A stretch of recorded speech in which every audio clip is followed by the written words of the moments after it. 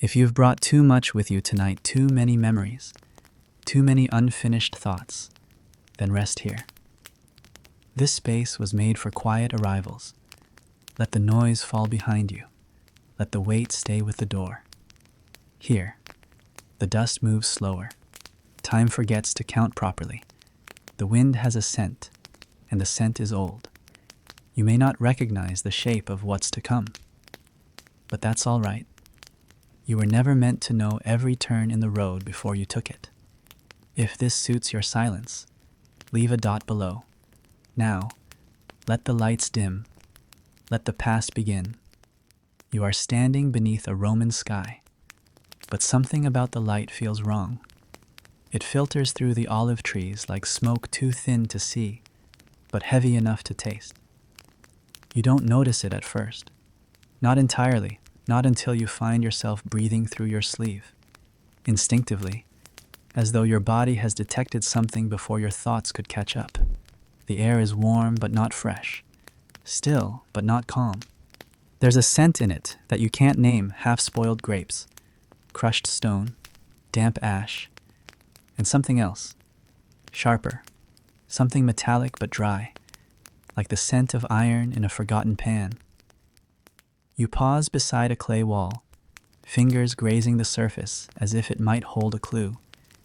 It doesn't. It's just warm brick, sunlit and silent, but the smell lingers. A man passes you carrying a bundle of laurel leaves. He doesn't meet your gaze, and you don't ask. He walks fast but without panic, like someone rehearsing the movements of fear without the permission to feel it. From inside a nearby home, a child begins to sing softly, then stops. You don't hear laughter, not anywhere. The streets are dry, but not clean. Dust clings to the corners of doorsteps, curling in odd patterns as if pushed by a wind you can't feel. You glance upward and realize that the sky is not wrong in color, it's wrong in behavior. The clouds do not move. They seem to hover, indecisive, waiting for something. You wonder, quietly, if clouds can hear prayers, or if they've simply learned to ignore them over centuries of watching. You pass an old woman seated beside a bundle of garlic, strung like beads along a fraying rope. Her hands are clean. Her eyes are not. She doesn't speak, but she watches you the way statues sometimes do in forgotten courtyards. Like she's seen your face in a dream she didn't ask to remember. You offer a coin, and she nods. You do not take the garlic. You don't know why. Maybe you still think you won't need it. Further ahead, the fountain no longer flows. Water sits motionless in its basin, murky and rippling only when a pale pigeon lands to drink. You watch it closely, but it flies off unharmed. That feels like a miracle. You smile, but only with your lips. Your stomach doesn't believe in good signs anymore. A soft breeze stirs a shutter loose above your head. You look up and see a woman's hand pulling it closed gently, but firmly, like closing a page halfway through the sentence. No words are spoken. The breeze dies again. At the corner, a man sits with his back to the wall, a cloth wrapped around his face. Not tight, not clean, just enough to mark the line between him and the world. His hands tremble. One rests on a wooden bowl filled with dried figs. The other holds nothing. It simply hovers, near his heart. You do not ask if he is selling anything. You do not ask if he is praying. A whisper moves through the alley behind you. You turn, but no one is there. It might have been a story, or a sigh, or the sound of a door closing 5 streets away. The stones beneath your feet remember more than they reveal, and tonight they hold their tongues. You try to recall how long it's been since you last heard a public gathering laughter, music, arguments about wine. You can't remember. That frightens you more than silence. Someone coughs. It is not loud. It is not close. but it is the only sound in the street, and so it carries. The smell sharpens again. You notice it now, more pungent, slightly sweet. You glance at your sleeve. The linen smells like the sky. You rub your fingers together and they come away dry, but stained with the scent. You feel watched, though the windows are shuttered and the doors are closed. A young man with a scroll under his arm walks swiftly past. You see him pause at the intersection, glance both ways, then choose the narrower path. You wonder what he read, or what he wrote, or what he couldn't bear to leave behind. His footsteps fade. Far ahead, on the other side of the square, someone is burning something. You see smoke, thin but rising with purpose. The flame is hidden, but you know it's there. It smells of wool and something else, maybe memory.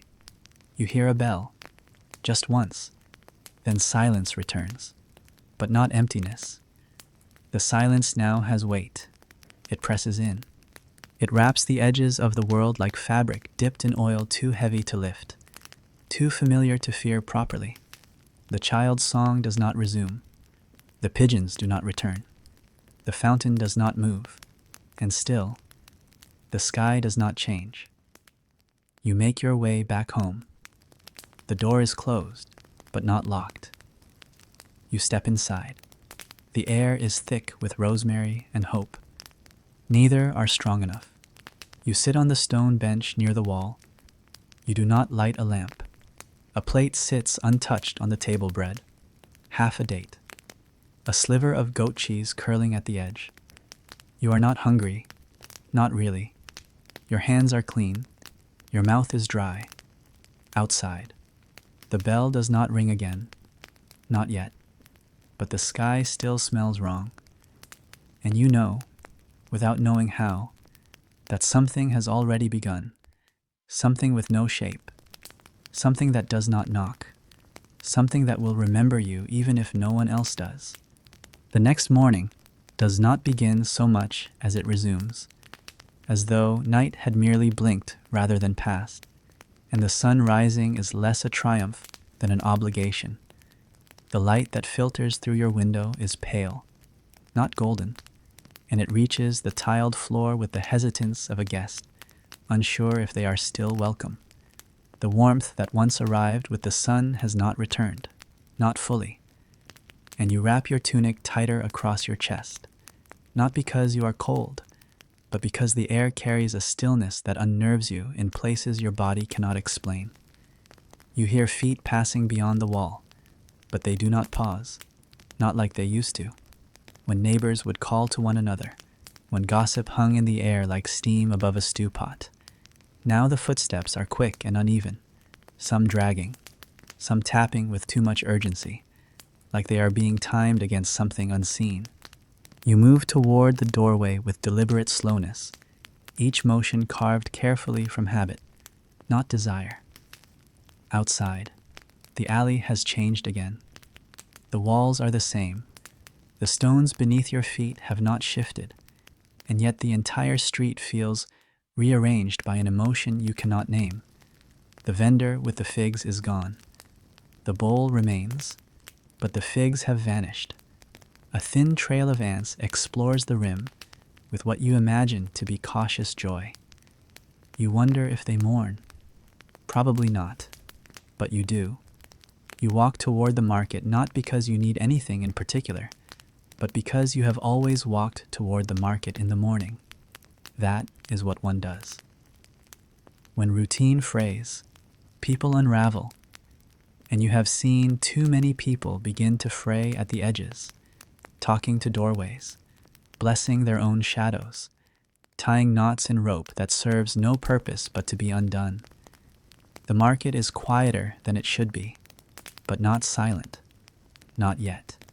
A woman is selling loaves from beneath a canopy of stitched-together cloths, each one bearing a different pattern stripes from Gaul, spirals from Numidia, and one rough square of linen that might have once been a child's tunic. You approach. and she does not greet you. Her eyes flick toward your hands, perhaps checking for tremors, perhaps checking for coins.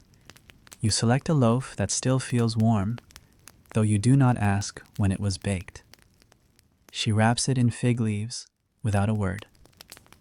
Then, as you offer payment, she leans closer, not out of intimacy, but out of necessity, and speaks in a voice so thin it feels like it might evaporate before reaching your ears. "They say it's come from the east," she whispers, eyes flicking toward the temple dome that now wears a shroud of smoke. "But others say it started here, in the wells." You do not respond, not because you do not believe her, but because you do. Truth has become something fragile, spoken only in hushed tones, protected like a dying ember. It is not meant to be repeated aloud, only folded into bread and buried beneath leaves. She adds a clove of garlic to your purchase without being asked. You stare at it as she tucks it gently into the wrapping, as if it were a coin or a blessing. You start to say something, perhaps a thank you, perhaps a joke, but she is already looking past you, eyes narrowing as another customer approaches with too much coughing and not enough shame. You leave the market by the narrow path behind the grain seller's stall, the one that leads toward the bathhouse, though you already know it will be closed. A man stands by the gate with a painted sign in his hands, and though you cannot read it from this distance, you know what it says. Everything has been closing, one by one, not with ceremony, but with fatigue. There are no proclamations, no laws, no armed guards forcing doors shut, just exhaustion and the weight of invisible math. How many are sick? How many more? How many fewer? The numbers speak for themselves, but no one listens, or rather, no one replies. At the edge of the square, a group of children plays with stones, not balls, not sticks, just stones. They arrange them in a circle and pretend to summon something. You cannot tell if it is a game or a rite. A girl looks up and locks eyes with you. She smiles, but there is no joy in it, only the knowledge that she has seen something you have not, and she does not intend to share it. You reach the old well where the water still runs clear. An older man is already there, drawing a bucket. His hands are calloused, and his arms bear the inked lines of military service, half-faded names of places that were once victories, or defeats, or just deserts. You nod. He nods. That is the extent of your communion. He dips a cloth into the water and wipes his forehead, muttering something that might be a prayer or a curse, or simply a habit too old to discard.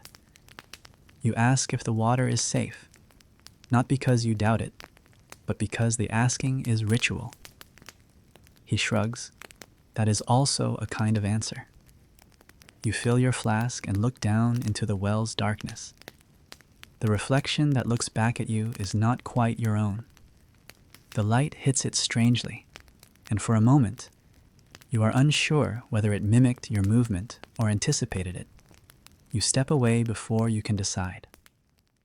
A cart passes, pulled by a donkey too thin to protest. The cart is empty, but the cloth over it is stained. Not freshly, not terribly, but undeniably. A woman follows behind it, walking slowly, as though escorting something that is no longer present. You recognize her face, but not her name. You have begun to forget names. There are too many, and too few. You return to your street with the bread still warm and the garlic still wrapped. The air is thicker now, despite the wind. It carries something that clings to the skin, not scent, not smoke, not fear exactly, but something older, like the echo of a bell that has not yet been rung. At the threshold of your home, you pause. The door is closed, as you left it. No marks, no footprints. But still, you wait, listening, not for danger, but for difference. And when you hear none, you enter. The house welcomes you with its familiar shadows. The bread is placed upon the table, untouched. The garlic is set beside it, as though it will grow roots in stone and bloom into safety. You sit, not because you are tired, but because there is nothing else to do. From somewhere distant, a voice begins to chant.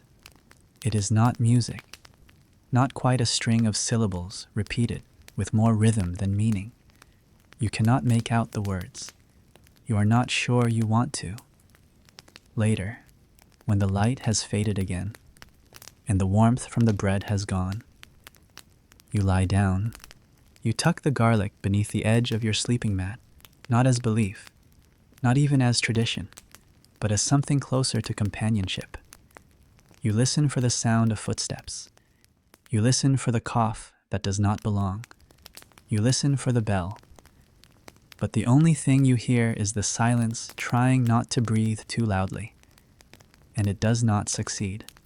Morning arrives again, not with ceremony, but with obligation.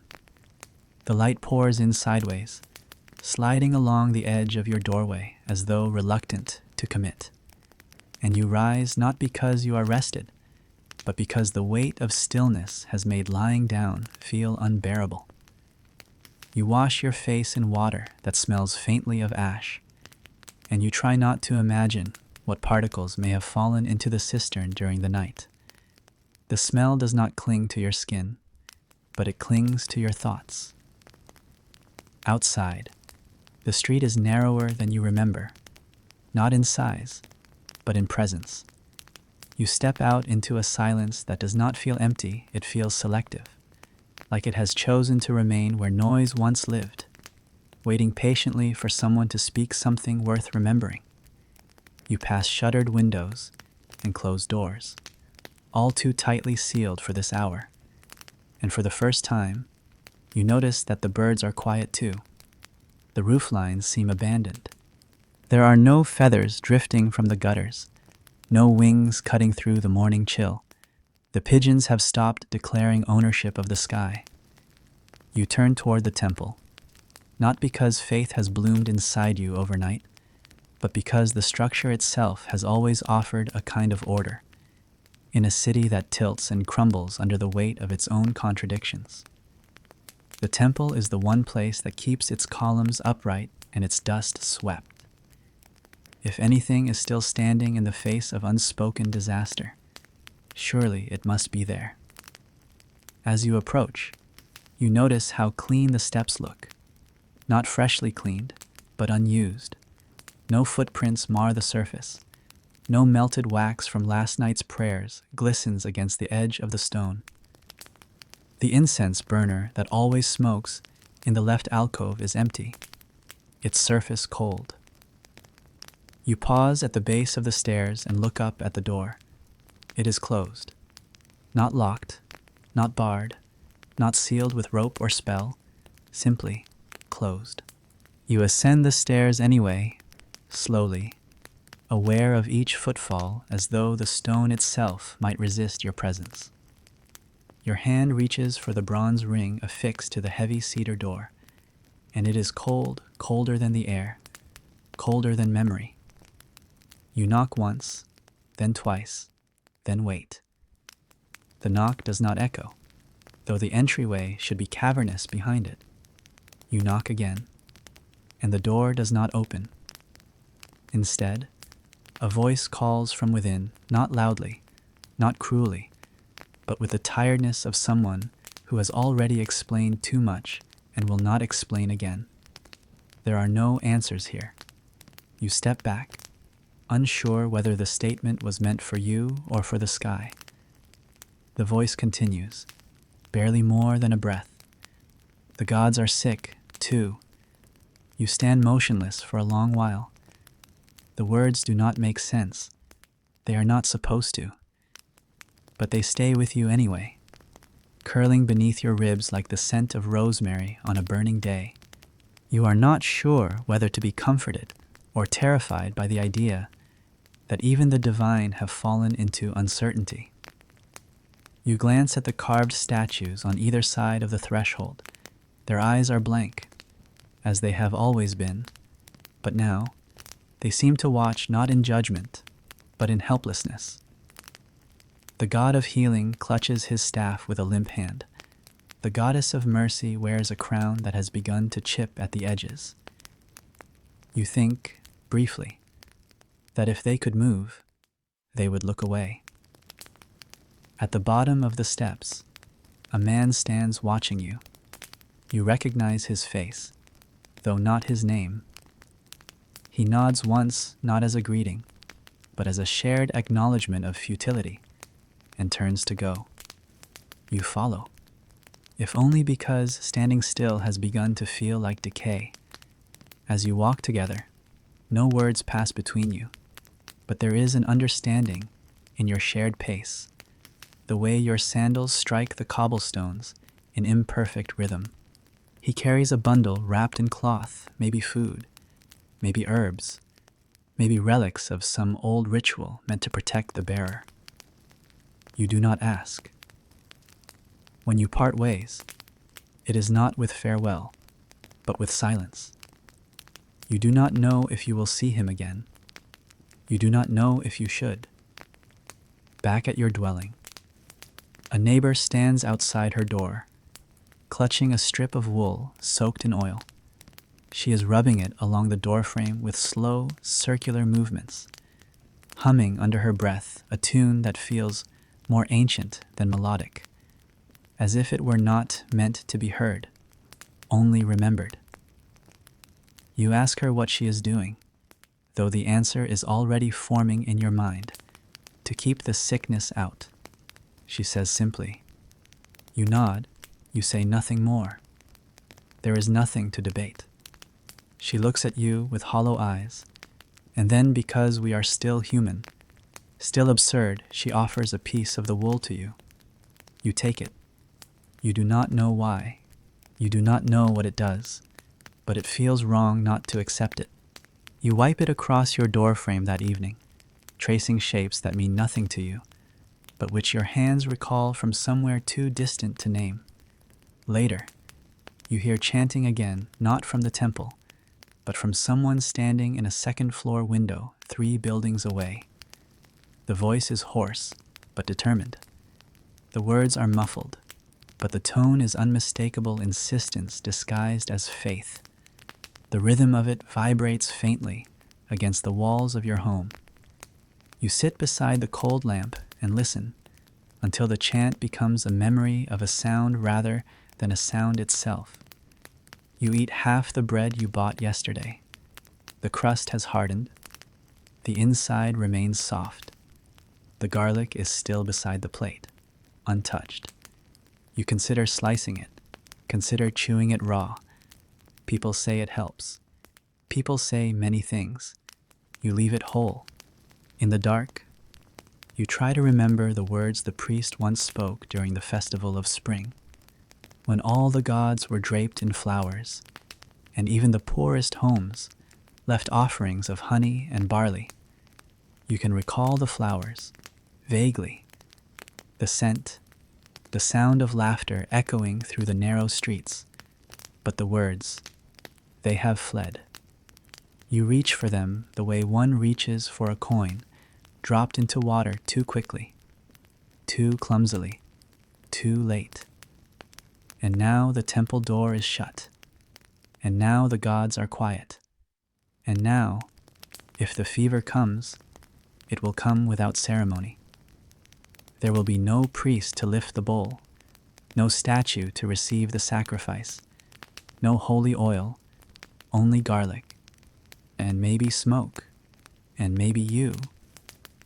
When the sun finally sets, when the streets dim into that half-light where walls seem closer than they are, you hear the cough again. One street over, then another, then none. You wonder, not for the first time, who will remember these nights? You wonder who will write them down. You lie on your mat, You hold the wool strip in your hand, still damp, still scented. You wonder if anyone ever asked the gods if they wanted to be worshipped, or if they too once tried to refuse the door.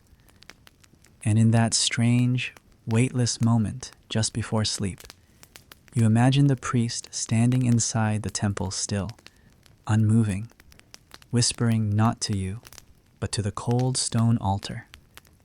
There are no answers here. It begins with a thin coil rising above the rooftops, no thicker than a thread of hair, yet unmistakable in its unnatural persistence.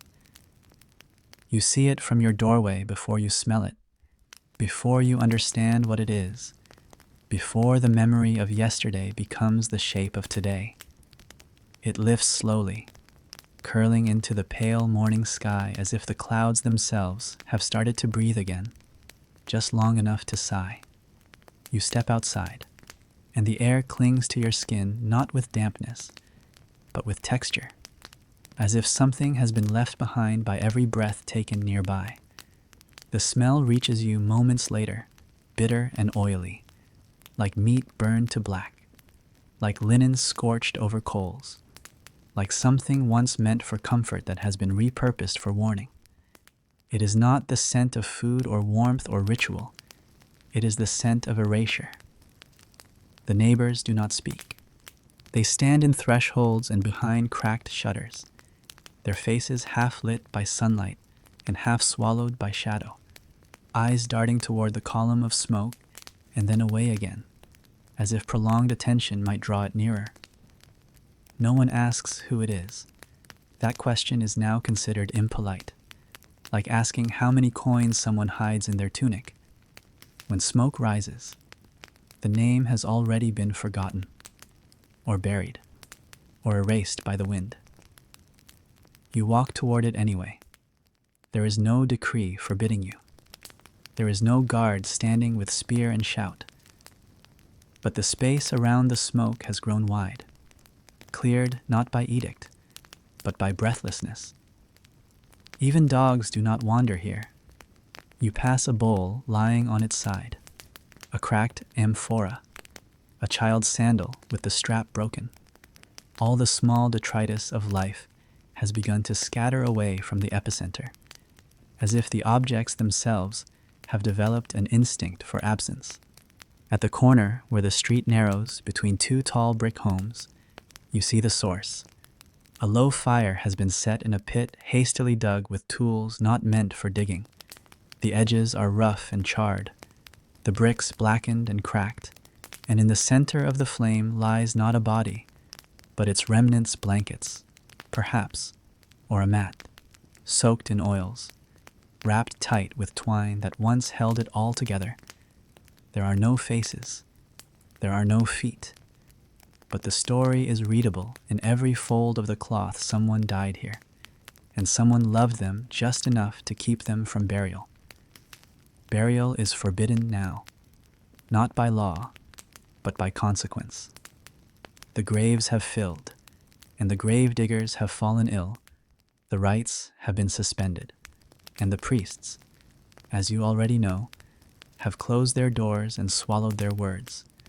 What remains is this: an offering of heat, a prayer in smoke, a way to say goodbye without asking permission. Standing nearby is a young man you do not know, but who looks at you with the kind of recognition that surpasses familiarity. He does not ask your name. He only says, "She didn't want to go cold." You nod. That is all there is to say. You watch the fire burn down, watch the cloth blacken and curl inward, watch the air ripple above it like a spirit trying to escape its own disappearance. The young man steps back and does not cry. His hands are coated in soot and something else you choose not to name. He says nothing further. Neither do you. As you walk away, the smoke follows you not physically, but as a memory, hanging from the threads of your tunic, curling around your sandals, sticking to the hairs on your arms like an invisible thread. You do not smell like yourself anymore. You smell like someone else's last breath, Back in the street, people have returned to their cautious errands. The bread vendor is gone today, replaced by a bowl of barley wrapped in cloth. A note sits beside it. Take one, leave one. No one touches it. The garlic woman is present, but she no longer sells anything.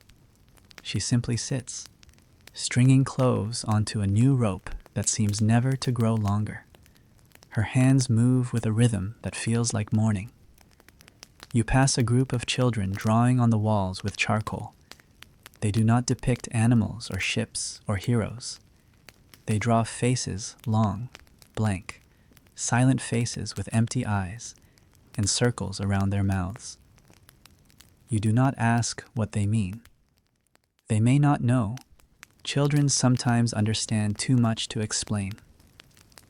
At the fountain, someone has hung a bell. It is small, brass, shaped like a flower, with a thin red cord wrapped around its stem. You do not touch it. No one does. But when you draw water, the sound of your flask brushing the stone causes the bell to tremble just slightly, and for a moment, you think you hear it ring. Not aloud, not in your ears, but somewhere just beneath your ribs. You drink the water anyway. At home, you try to scrub the smoke from your skin with salt and rosemary, but it lingers. You rub your hands raw, but the scent remains, embedded in your fingernails, nestled in the creases of your knuckles. It is not the smell itself that troubles you. It is the knowledge of its origin. You sit beside your cold lamp and wonder who will burn next. You wonder who will be left to set the fire. You wonder if, when your time comes, someone will speak your name as the cloth catches flame, or if the smoke will rise in silence, anonymous and final. That night, the air grows colder, not because of wind or weather, but because the fire has gone out, and nothing has taken its place. You lie on your mat and pull your tunic close to your neck. You close your eyes, and in the dark, you see the smoke curling upward into a sky that does not change. And you wonder, do the gods still breathe?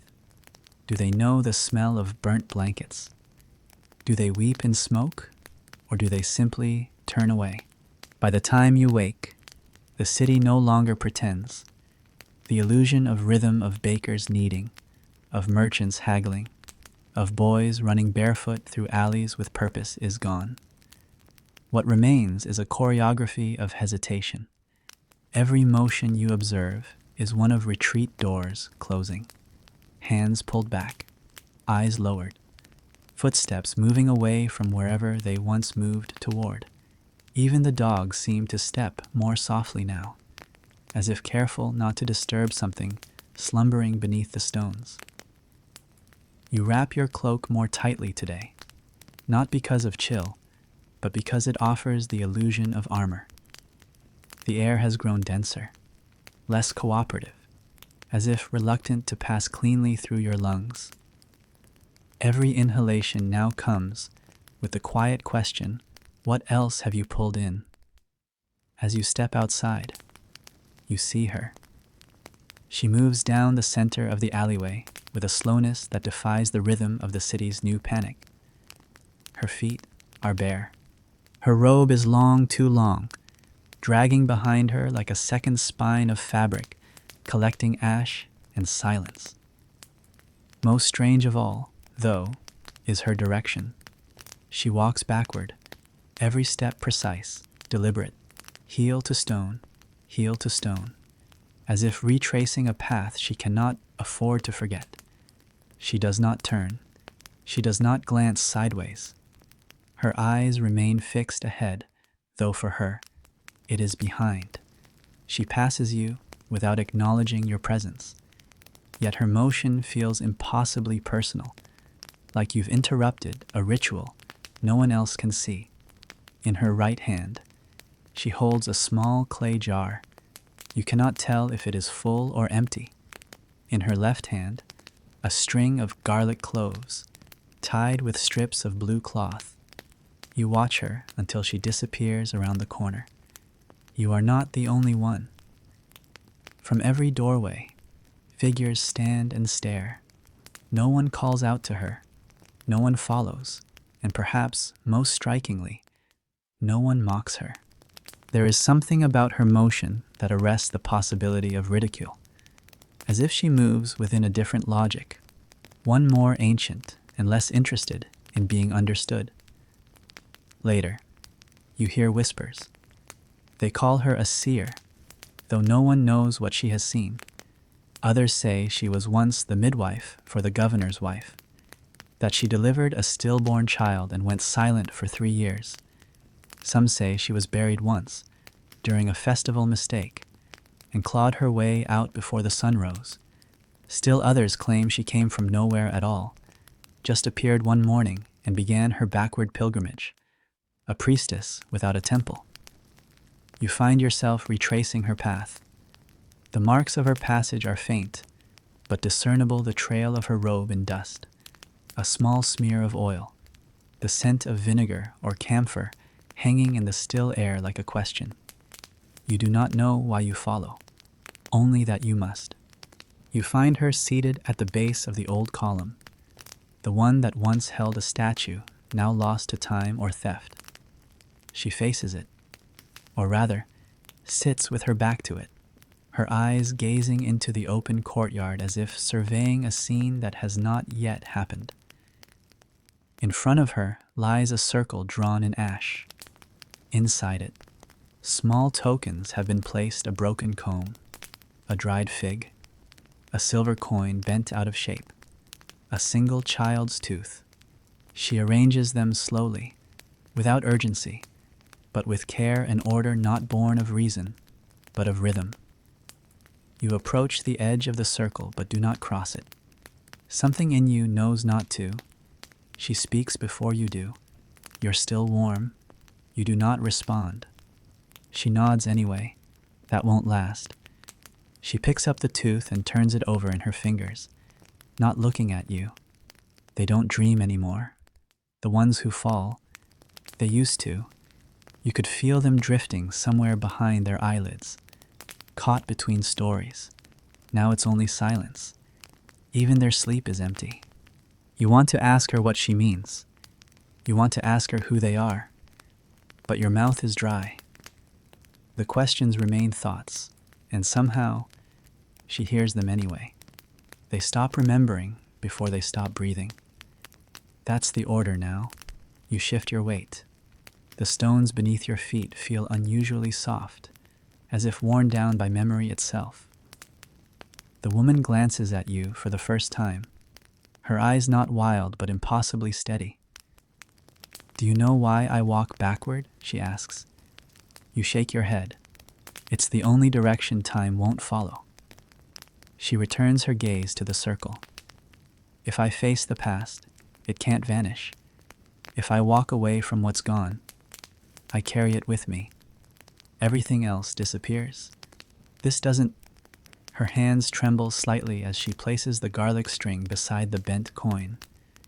They think garlic saves them. Garlic does nothing but remind us we're trying. It's not magic. It's memory. Strong smells vinegar, smoke, sweat. They tell the body it's still anchored. When you can no longer smell, you've already left. You sit, not close, but near enough for your shadow to almost reach hers. The woman does not ask your name. She does not give hers. Instead, she says, "They're burning the wrong things." You tilt your head.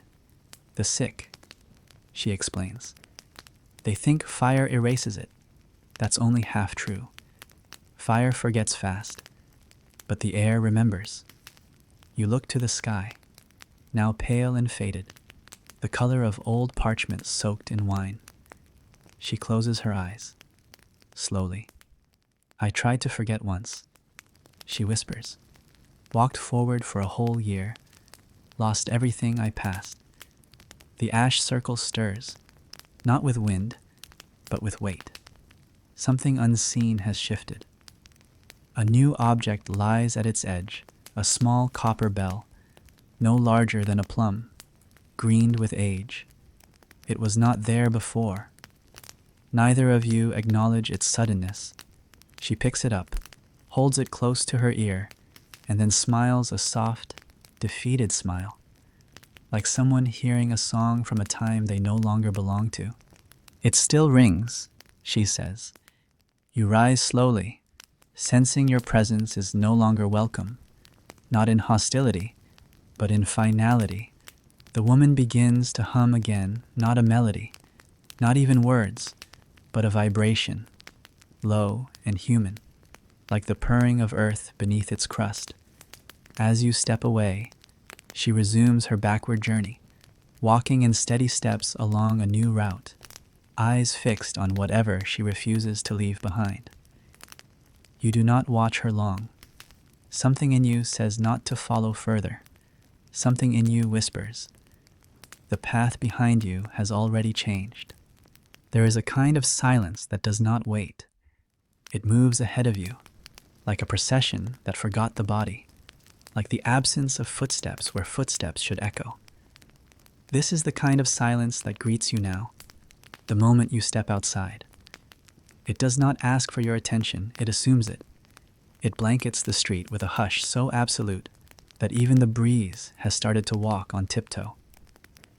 You glance upward, almost involuntarily, toward the rooftops, expecting to see the pigeons, the hawks, the tiny black flecks that used to paint the sky in familiar shapes. But there are none today, not one. Even the crows have left. You walk without a destination, though your feet retrace familiar routes. The fountain, the closed market, the shuttered temple, each space you pass now resembles itself less. Everything has become a version of before, but thinner, more transparent, like the memory of a place after too many dreams. The bread vendor's stall is completely gone now. Wood planks removed, cloth awnings stripped. Nothing remains but a faint rectangle of darker dirt where her table once stood, like a ghost's shadow beneath the noon sun. You hear it then. Once. A bell. Not the grand toll of the city chimes, not the call to prayer or procession or public decree, but something smaller, thinner, personal. The sound lingers not in your ears, but in the back of your throat, as if something inside you has echoed it before it even finished ringing. You follow the sound, not because you choose to, but because it leaves no other option. The streets narrow, then open, then narrow again. You walk beneath arches once painted with triumph, now chipped and overrun with ivy no one has trimmed. You pass a laundry line, still strung with two wet tunics swaying without rhythm, though no hand has touched them since sunrise. Then, at the edge of a cul-de-sac shaped like a teardrop, you see him. He stands beside a wooden cart, painted once, long ago, in colors now peeled to reveal the raw grain beneath. On the cart are bundles wrapped in cloth, some large, some child-sized, some indistinct in shape. You do not ask what they are. You already know. The man wears gray, not the gray of choice, but the gray of repetition, of clothes boiled too many times, of garments exposed too often to ash and oil and silence. His face is covered by a linen mask tied at the back of his head. His eyes do not meet yours. They remain fixed on the horizon, or what little horizon can be seen through alleys no longer navigated. Around his neck hangs a bell, small, brass, the kind a goat might wear in a field to keep from being lost in fog. But here, it tolls for people, for those not forgotten, but unclaimed. Not names, but shapes. He does not speak. That, you realize, is part of the role. His silence is a ritual. His presence is not permission, but notice. He is not here to collect the dead. He is here to announce that they have already been taken. You glance at the bundles on the cart again. He does not cover them. He does not explain. But you see how carefully they are tied, how evenly spaced, not stacked, not discarded. Each one has been placed with reverence disguised as order.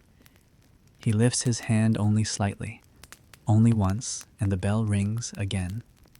And the street absorbs it like a prayer swallowed by water. You watch him turn, begin to move. The cart rolls with effort, one wheel catching on a stone, the other grinding softly against sand. He moves slowly, but not with strain. His pace is deliberate. Each turn of the wheel, each creak of wood, is a sentence in a language without verbs. You follow, not out of curiosity, but out of gravity. Others emerge from their doorways, old men with eyes too dry to weep, mothers clutching children who do not understand, but understand enough. Youths who carry water, not for thirst, but for the excuse to witness. No one speaks. No one interrupts. The procession moves like breath before speech, heavy, shared, invisible. You pass a shrine. Its offerings are gone. Only melted wax and a string of rosemary remain. You pass the home of the woman who walked backward. Her door is closed. Her chalk symbols remain, though faded. You pass a boy sitting on a step, drawing circles into dust with a stick. He looks up at the man in the cart and then returns to his circles, as if counting something he can no longer name. At the end of the street, where stone meets slope and slope becomes field, the man stops. There is a new pit dug into the earth, not deep, not ceremonial, just space enough for now. The man sets the brake on the cart with practiced fingers, walks around to the back, and begins to lift the bundles one by one, still without speaking, still without haste. You notice how gently his arms move, how the cloth is never dropped, how each shape is placed into the earth with a kind of music too soft to hear. And after each one, the bell. Once, not a toll, a whisper. You do not look away, though many do. The field, you see now, is full of shallow mounds. No markers, just shape. The earth remembers differently than stone. It forgets faster. It forgives more slowly. The man replaces the soil, not all the way, just enough. He leaves the last bundle for a moment longer, uncovered, as if giving it time to breathe one last time. You wonder if it is protocol, or superstition, or simply grief in disguise. And when the last of them rests beneath the dirt, he turns back toward the cart, pulls the cloth over the empty boards, and begins to walk again. He does not look at you. You do not follow. The bell does not ring again today, but you carry the sound with you the way some carry a tune or a wound. And that night, when the wind shifts and the temple bell fails to toll the hour, you light a small flame, not for light, but for distance. You place the garlic beside it, not for protection, but for comfort.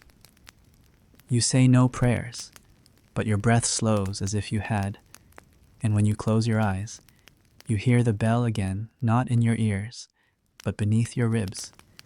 It does not ask for mourning. It does not ask for memory. It only asks for silence. And silence, now, is the only thing you still have left to give. You wake to the scent of something unfamiliar, acrid, metallic, almost sweet in the way blood can be sweet when it hangs too long in the air. The kind of smell that does not strike you immediately as dangerous, because it is too strange to be placed, too new to be feared. And yet your body recoils before your thoughts can name it. You sit up slowly, pressing your fingers to your temple as if the pressure might push the clarity back in. But the world has shifted again overnight. Your home, though unchanged, feels thinner as if a layer of it has been peeled away, revealing a softness you did not intend to expose. Outside, the sky is dull and motionless, gray not with weather but with waiting. There is no rain, there is no wind, even the air stands still, as if the atmosphere itself is holding its breath, afraid to stir the wrong thought. You step out into the street, which no longer feels like a street at all. It feels like a corridor in an unvisited building, somewhere people passed through once, but no longer linger. Doors are not only shut now, they are quiet. Shutters are not only drawn, they are sealed. You walk alone, but it no longer feels unusual. It feels prescribed. At the top of the hill, the temple still stands, austere and watchful, its domes and arches untouched by fire or flood or visible decay. But as you approach, you feel the difference not in the stone, not in the architecture, but in the air. There is something guarding this space now, something without form or face. You reach the base of the temple steps, and you do not ascend. Not yet. There are figures standing outside, priests, perhaps, or former priests, or men who wear the garments of ritual but whose eyes no longer belong to faith. They stand at even intervals, like columns made of breath and cloth.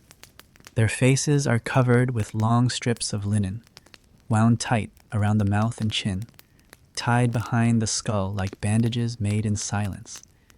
Their hands are gloved, their feet bare. None of them speak, but they watch you.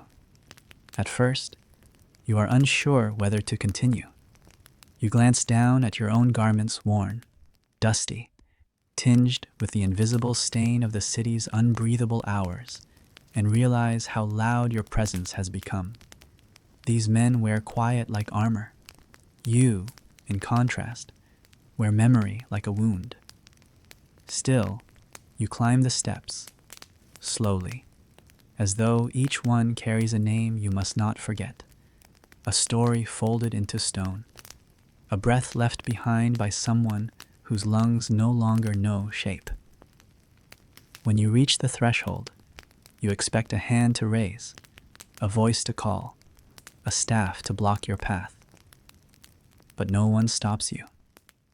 The masked figures only step slightly aside, allowing you to pass not as welcome, but as witness. Inside, the temple has changed.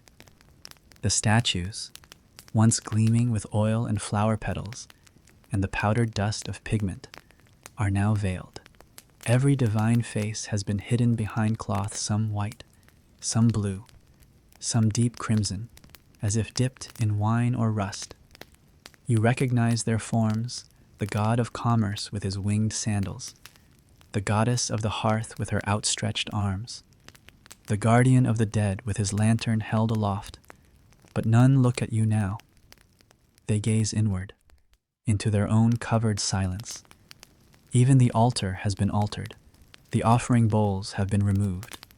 The incense burners stand cold, their coals gray with forgetting.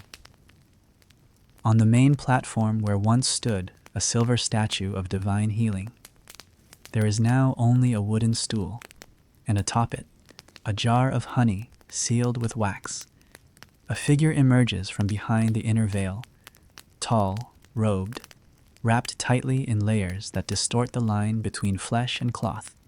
They carry a small brazier, in which a flame flickers reluctantly. You think of how flames used to dance, how they leapt in joy, in hunger, in fury. This one merely exists, as though summoned not by ritual, but by habit. The figure sets the brazier before the veiled gods and kneels. They do not pray aloud. Their shoulders rise and fall in a rhythm that could be grief, or exhaustion, or simply the echo of what used to be called faith. You do not move. You do not speak. To interrupt would be to break something too fragile to name. After some time, the figure stands and turns to you. They do not lift their veil, but from beneath the linen, you hear a voice not booming, not trembling, but dry and steady, like papyrus left in the sun too long. They have hidden their faces, the voice says, not to protect themselves, but to show us what we've become. You do not understand. Or perhaps you do, but cannot bear to admit it. We wear these, the figure continues, gesturing to their wrappings, so that the gods will not mistake us for themselves. We cover our mouths because we no longer have truths to offer. You ask nothing. You wait. They do not require our prayers. They require our memory. But we've traded memory for fear. And now, even the statues are ashamed to be seen. The flame in the brazier flickers once, then shrinks. The figure watches it. When the plague first came, they say, we asked the gods for protection. When it stayed, we asked for wisdom. When it worsened, we asked for forgiveness. Now, they pause. Now we do not ask. We only observe. We only bury. We only cover. You glance at the nearest statue, once bold, now blindfolded. You ask, softly, what happens when the gods forget us in return? The figure tilts their head slightly. Perhaps that is mercy. You do not stay, not because you are unwelcome, but because you understand that presence here is not sanctuary. It is testimony, and you have already heard enough for one day. As you step back into the sunlight, the air feels heavier. You pass between the veiled men, who make no sign of acknowledgement. Their bellies do not rise with breath. Their hands do not tremble. They may be living. They may be statues. You no longer trust your ability to tell the difference.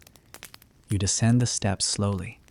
You walk home not through the streets, but along the edge of the aqueduct, where the stones are slippery and the path uncertain, but the sky feels further away, and that distance is something you now crave. When you reach your home, you find a note tucked between the doorframe and the wall. It is written on a scrap of parchment, in a hand you do not recognize. It says only, "He came again." No name. We rang the bell. You do not open the door right away. You rest your head against the wood, and you breathe. And then you whisper, not to the gods, not to the ghosts, but to yourself. If even they wear masks, then maybe none of us were ever meant to be seen. The sun rises again, but it no longer announces itself with gold or fire. Now, morning arrives like dust settling in a forgotten room, soft, persistent, gray around the edges. The first thing you notice as you pull open the wooden door is the light dull and flavorless, stripped of warmth, as though even the heavens have grown weary of illuminating this city. You step outside, and the air tastes like water left too long in a copper jug tinged with something metallic, something tired. You walk toward the marketplace because your body still remembers how. It remembers the rhythm of errands, the comfort of routine.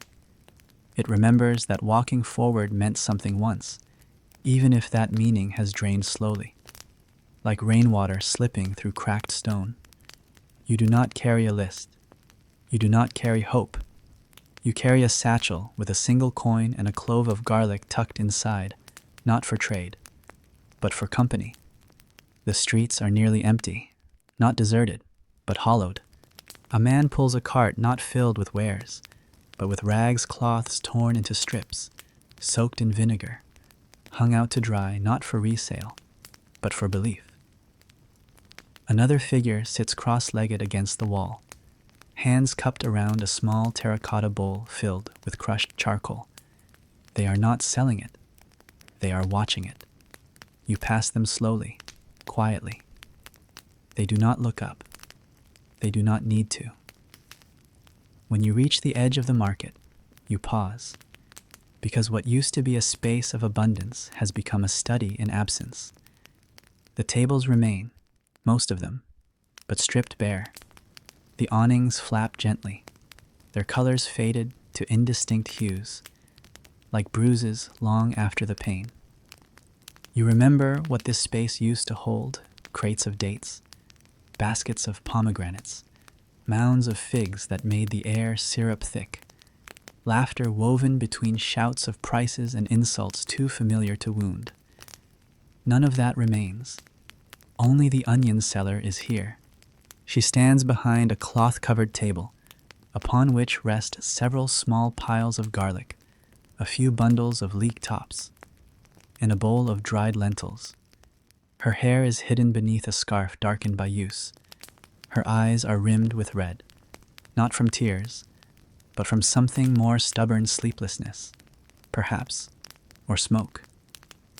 You walk toward her with the hesitance of someone entering a temple, unsure whether they are worshiper or trespasser. She does not greet you. She does not need to. You both already know the exchange will not be about goods. You pick up a bulb of garlic. It is light, dry, its skin flaking like old parchment. You roll it between your fingers, and she watches, not with suspicion, but with something stranger: recognition. You place it gently back on the table and wait. They say fruit won't stay fresh anymore, she says.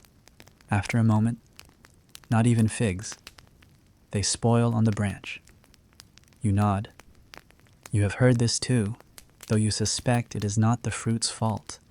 You suspect it is the sun, the soil, the wind, all conspiring to forget how to nourish.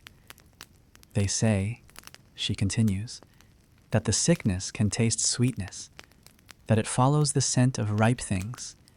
You wonder who they are, and how many of them are still alive to repeat these stories. But you do not ask.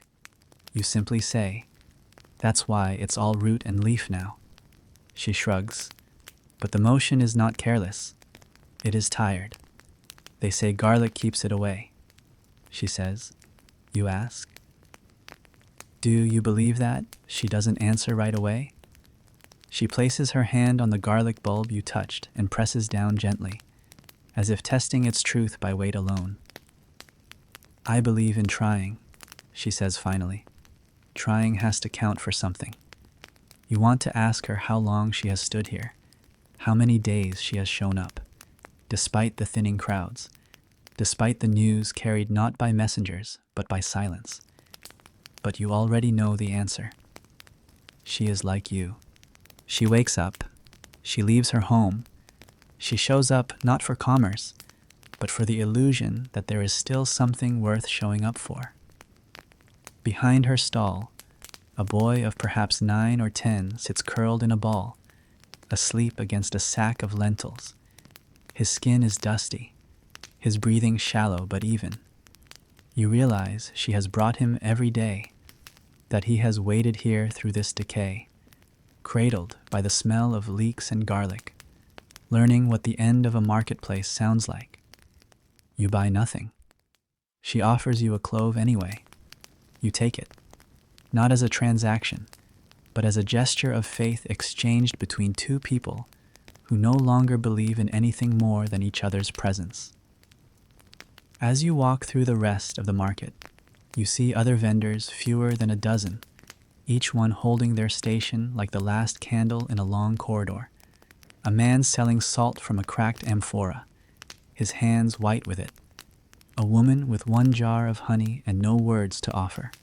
An old man sitting behind a table of stones, not gems, not tools, just stones, round and smooth, each one inscribed with a symbol you do not recognize. You suspect even he does not remember what they meant. Near the center of the square, someone has etched a large circle into the ground with chalk or ash. Inside it lies a single loaf of bread. No one touches it. It is not an offering. It is not a gift. It is a warning, or perhaps a marker, as if someone has said this far, no further. You walk around it with quiet steps. There is no fruit today. Not a single fig, not a grape, not an olive. The market without fruit is not a market. It is a cemetery of gestures. On your way home, you pass a doorway with a sprig of mint pinned to the lintel. It is dry, its leaves curled inward like the hands of an old woman. A message has been scrawled beside it. We do not cough. You pause, then keep walking. At the turn toward your alley, a dog stares at you from beneath a cart. Its ribs show, its fur matted with dust. It does not bark. It does not beg. It simply watches. You do not know if it is dying or surviving. You do not know if there is a difference anymore. When you return home, you place the garlic clove beside yesterday's. You do not speak. You light a candle. Though you no longer hope for power in fire, you stare at the flame until it flickers sideways, as if startled by something you cannot hear. And then you rest your head in your hands, and you whisper into the dark, when even fruit refuses to grow. How long until we forget sweetness entirely?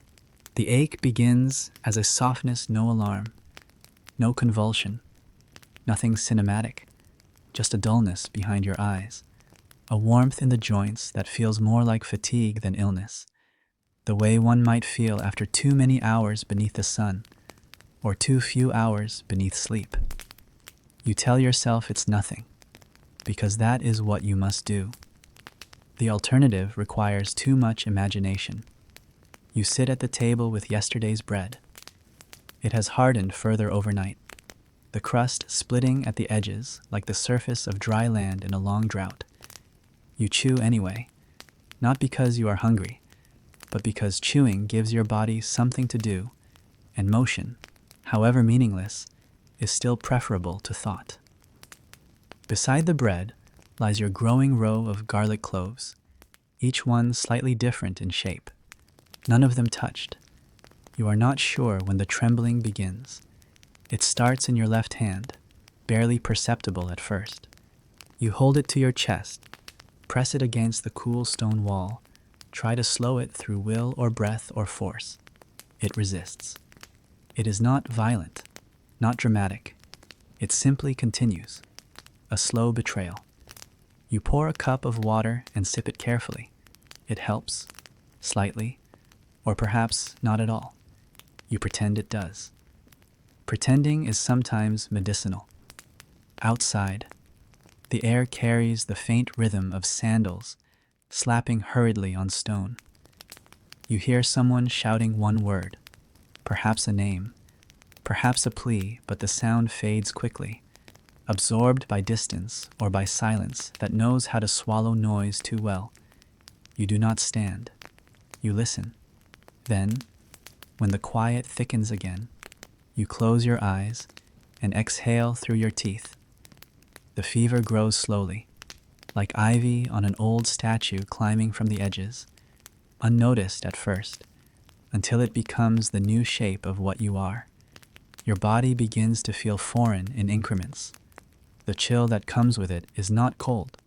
It is something more insidious, like a shiver that doesn't want to be seen, like a breath that won't finish properly. You stand and your knees resist. You walk and the floor feels unsteady, not because it moves, but because your feet no longer trust it. You tell yourself it is nothing. You say it aloud. It is nothing. But the words fall flat. There is no one to believe them but you. You go outside, wrapped in your cloak, your satchel empty but for the garlic. The streets have quieted again, more than usual. You notice not just the absence of people, but the absence of aftermath. No scattered pots, no broken baskets, no half-eaten fruit left for pigeons. Even the debris has begun to vanish, as if the city is retracting itself one object at a time. You pass a fountain where a woman stands, staring into the water. She does not move. Her hands are folded. She might be praying. She might be counting her breaths. You approach slowly, unsure whether your presence will disturb something sacred. When she sees you, she does not flinch. She simply asks, "Have you been warm lately?" It is not a question of comfort. You hesitate too long. She nods once, solemnly, as if she has confirmed a suspicion. "I boiled rosemary," she says, "twice yesterday. Inhaled it with my head under cloth." You nod, though you've already done the same. "I slept with garlic on my chest," she adds. "So have you." "I gave up figs," she whispers, her voice tightening. It didn't help. You do not know what to say. She turns back to the fountain. "Tell no one," she says softly. They stop visiting after the third day. You leave her there, her figure mirrored in the still water, as if two versions of her exist, one above, one beneath, both equally uncertain. At the corner of the street, a man calls out for vinegar. He leans from a window, shaking a cloth as though waving off ghosts. No one answers. A child runs past you barefoot, laughing, though you see no one else playing. His laughter is high-pitched and brief, the kind that does not echo. You wonder who he was laughing for. Your legs begin to tire more quickly. You lean against a wall, close your eyes, and focus on breath. In, out, again. You tell yourself it is just the heat, just the walking, just the hunger. But your skin disagrees. The fever is not fire. It is fog. It does not rage, it seeps. It curls into your thoughts, blurs your edges. The garlic clove in your satchel feels heavier, though you know it is not. You pass a group of people kneeling in a circle, their heads bowed. You hear muttering, a prayer, a song, a memory. You cannot tell. You do not stop. You walk until your vision thins, and the world begins to pulse in rhythm with your heartbeat. You return home in small steps. You close the door behind you with both hands, pressing it shut as though something might follow. Nothing does. Not yet. You lie down, not to sleep, just to rest. The mat feels too thin, your bones too loud. You stare at the ceiling, which seems further away than usual, as though your room has grown while you shrank. You tell yourself it is nothing. You say it aloud again. It is nothing. The garlic sits beside you. The lamp is cold. Outside, someone rings a bell. Not the priest, not the cartman, someone else. It rings once, then twice, then stops. You do not rise to look. You lie there and think of figs, how they spoil now before ripening, how sweetness no longer waits. And you whisper, not in fear, but in confession, "I can't afford to be sick." And somewhere in your bones, something replies, "But sickness doesn't charge, it simply arrives." The ledger rests on a shelf in the back of the small apothecary, a book bound in cracked leather, its corners softened by time, its pages slightly warped from years of humidity and spilled oil. It is not locked, though it should be. No one guards it, though it holds more than coin or inventory. The ink within it is not red, but it may as well be, for it traces something far more final than debts or prescriptions. You run your finger down today's page. The names come in a narrow column, a single line each, nothing more than a name and a mark beside it. Some marks are dots, others crosses, still others small slashes, as if made in a hurry or by someone whose hand has begun to betray them. A few names are circled. A few have been smudged into illegibility, either by accident or intent. None of them feel like words. They feel like echoes. The page is not yet full, but it will be. The apothecary is empty, save for you and the woman behind the counter. She does not speak. She does not smile.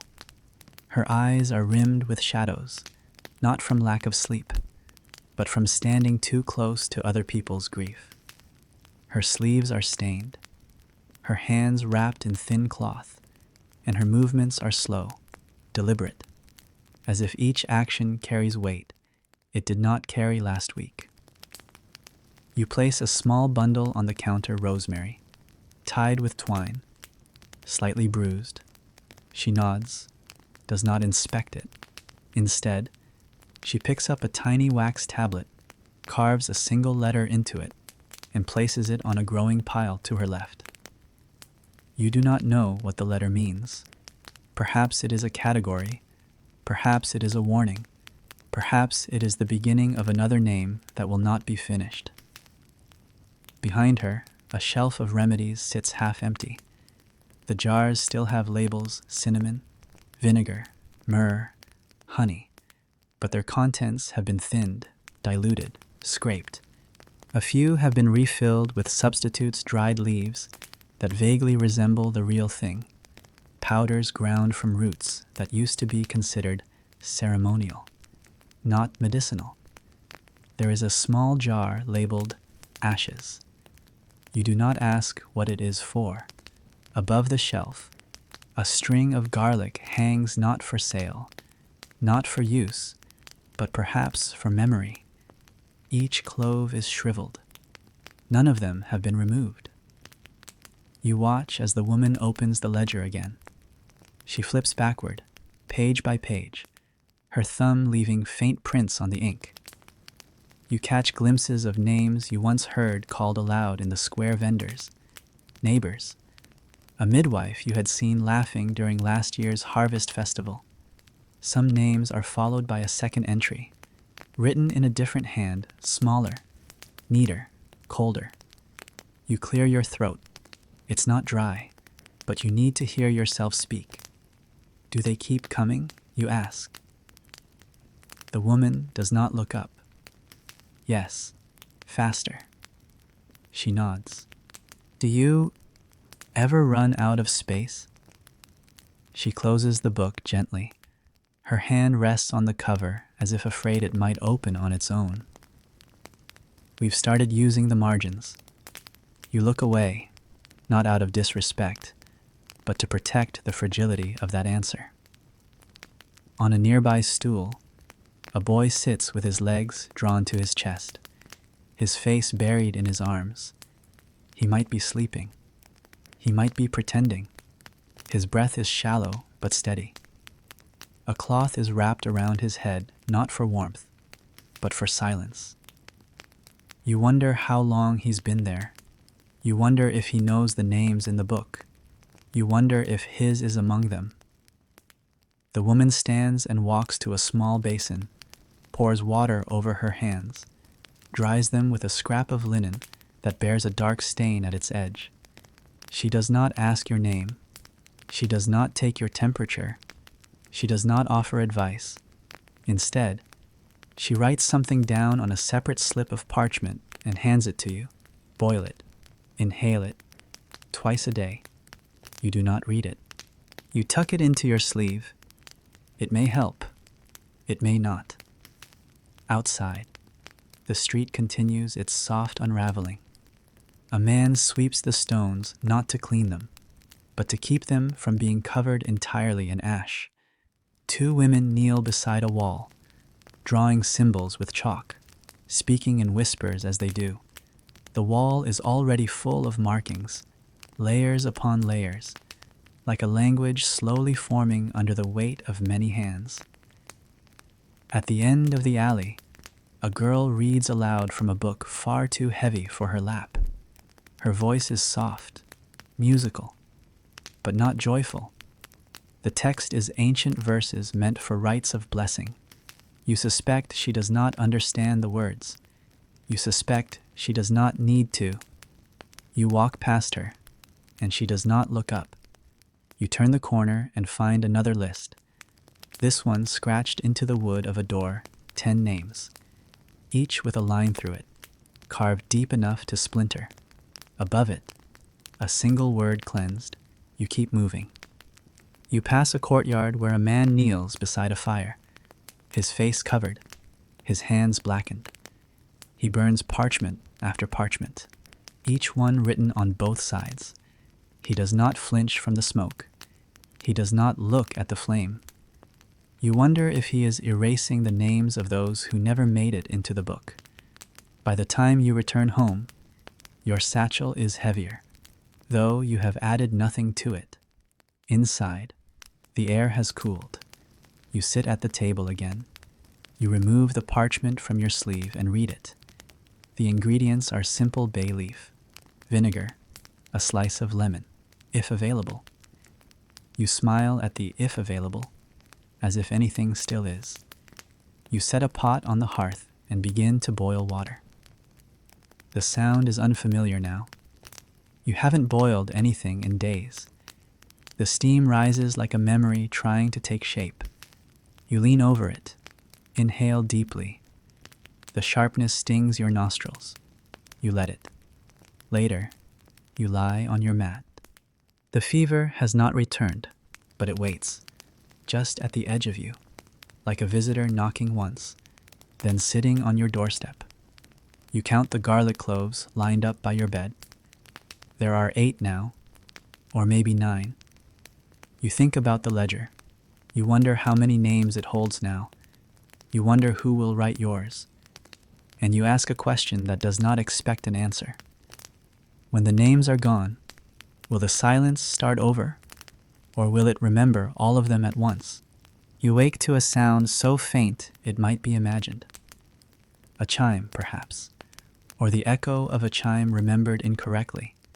It is not loud enough to disturb, but sharp enough to stay, clinging like dew to the edge of your consciousness. You sit up slowly.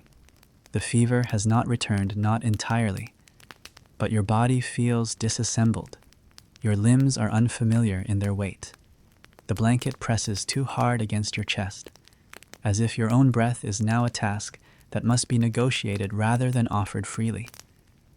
There is light at the window, but it is pale and without opinion, the kind of light that forgets to warm.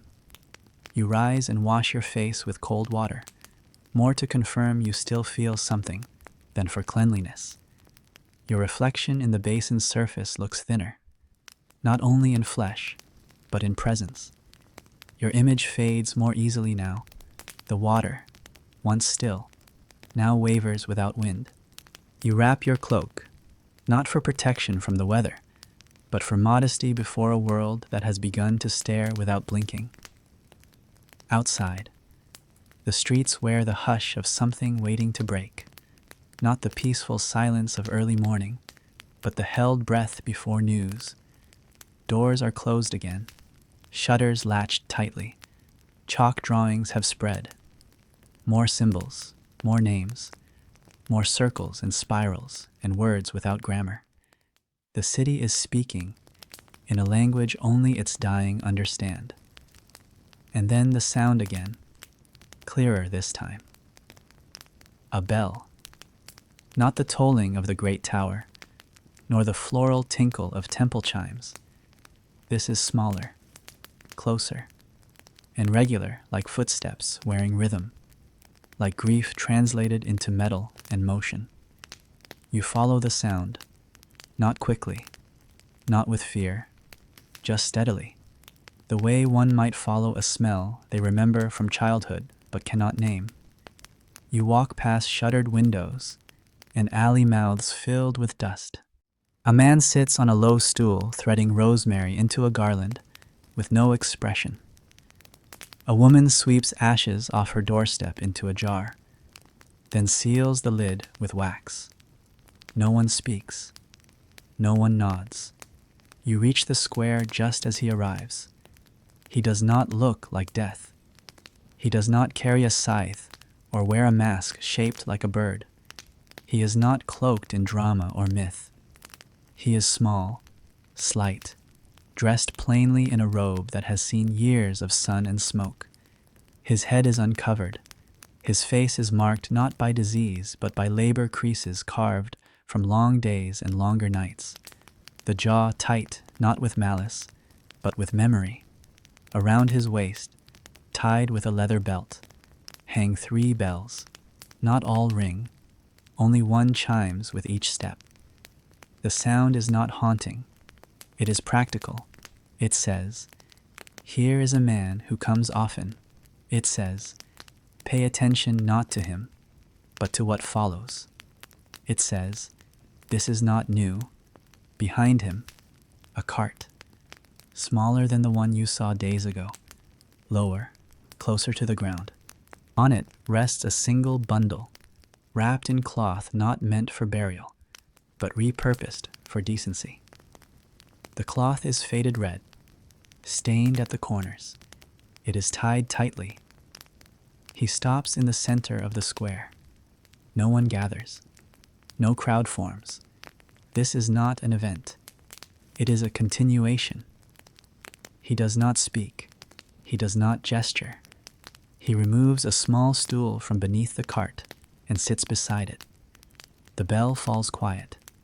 He rests his hands on his knees and waits not for assistance, not for reverence, but for time to pass. You do not approach. You stand at the edge of the square, half shaded by an awning no longer tied properly, watching him the way one watches fire, not out of fascination, but because one must. After some moments, a man exits a nearby house, carrying a length of fabric and a small jug. He walks toward the cart and places both beside it. The bellman nods once. The newcomer leaves. There is no conversation. A few minutes later, a woman with sunken cheeks approaches from the opposite street. She carries a scroll. She hands it to the bellman. He glances at it, then sets it aside. She does not linger. This continues, one after another. Offerings appear, not of devotion, but of necessity. Jars of vinegar, bundles of cloth, dried lavender. One boy brings a wooden toy, sets it beside the wheel, and walks away. The bellman does not stop him. Eventually, a second bundle is brought, this one by 2 older men brothers, perhaps, or neighbors bound by circumstance. They place it gently beside the first, murmuring not to each other, but to the shape beneath the fabric. The bellman stands, adjusts the placement of the cloth, then sits again. He rings no bell. He speaks no names. You begin to understand. He is not a collector of the dead. He is not even a messenger. He is a placeholder. A figure the city has elected not officially, but spiritually to absorb the weight of loss. His presence announces that someone is watching, even when there is no one left to weep. By late afternoon, the cart holds 4 bundles. The bellman stands, fastens the harness, and walks. The cart creaks, but does not complain. The bells remain mostly still. Only the one chimes with every 3rd step. You follow at a distance, not with intent, but with gravity. The path he walks is familiar. It is the same as before. Past the fountain, past the shuttered bakery, past the alley where a single sandal has lain for days without being claimed. He turns toward the slope, the field outside the wall. You do not follow further. You stop beside the archway where the plaster has begun to crack, revealing the brick beneath like ribs exposed through thinning skin. You stand there a long time, watching until the cart is small, until the figures are shapes, until the sound of the bell becomes a memory. When you return home, the city feels quieter, not because fewer people breathe, but because fewer believe their breathing matters. You close the door gently, as though it were glass. You sit beside the lamp and light it not for warmth, but for tethering. The parchment given to you by the apothecary remains in your pocket. You read it again. You boil the bay leaf. You inhale the vinegar. You whisper a name, though you do not say whose. The fever has not returned, but your limbs still ache with the memory of being someone who was not afraid. And that night, before sleep comes, you tie a small bell to the leg of your table. You do not ring it, but you place it there, in case someone comes looking, and you whisper into the dark, not to a god or a ghost, but to yourself. I am not the bell, but I will be the sound. You wake before the light reaches your windows, not because of a noise, but because of the absence of one. There is no bell this morning, no cart, no cough echoing from the alley behind your wall, only silence, not the clean kind, not the sacred hush of temples, or the soft peace of sleep. This silence is dry and reluctant, the kind that arrives after forgetting, like a room where someone once prayed, now stripped of altar, candles, breath. You rise slowly, your limbs reluctant, your chest tighter than before, not with pain, but with something heavier, weight without name. You breathe deeply. The air tastes the same slightly sour, with the faintest trace of vinegar and smoke, but something in your chest resists it, as if your body no longer agrees with the simple act of taking in the world. You wrap yourself in your cloak again, and this time, your hand hovers at the door for a while before opening it, not out of fear, not entirely, but because you are no longer sure what awaits beyond the threshold. The streets are not dangerous. They are simply unfamiliar now, and what is unfamiliar can be more dangerous than anything with teeth. When you step out, the stone underfoot is warm, not sun warm, fever warm, the kind of warmth that lingers where bodies have stood too long, where names have been whispered too close to the earth. You look around and realize something subtle but undeniable. Your street has changed. It is not the structures. The houses still stand. The balconies still jut crookedly from their walls. The alley still turns left where it always did. But something has shifted in the rhythm of it. The doors no longer seem to belong to anyone. The shutters look permanently closed, not temporarily drawn. Even the cracks in the walls seem deeper, more tired. You walk slowly. There are no footprints in the dust. There is no bread left on the steps. A cat sits on a window ledge, staring at you as if uncertain whether you are part of the landscape.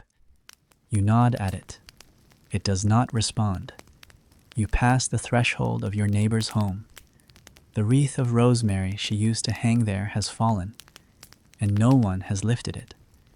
The fibers are scattered across the ground like the remains of a sentence no one finished.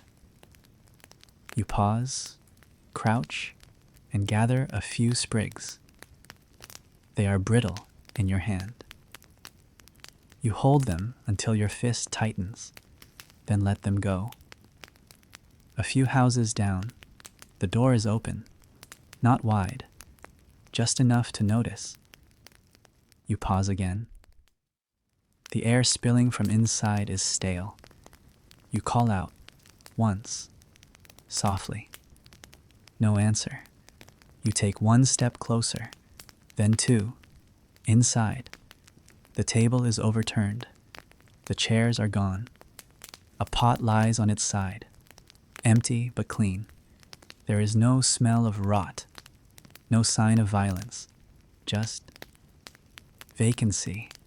The sort that happens slowly, over days, like a cup that evaporates while no one watches. On the wall is a single word, written in charcoal, gone. You close the door. There is no lock, but you close it gently, all the same.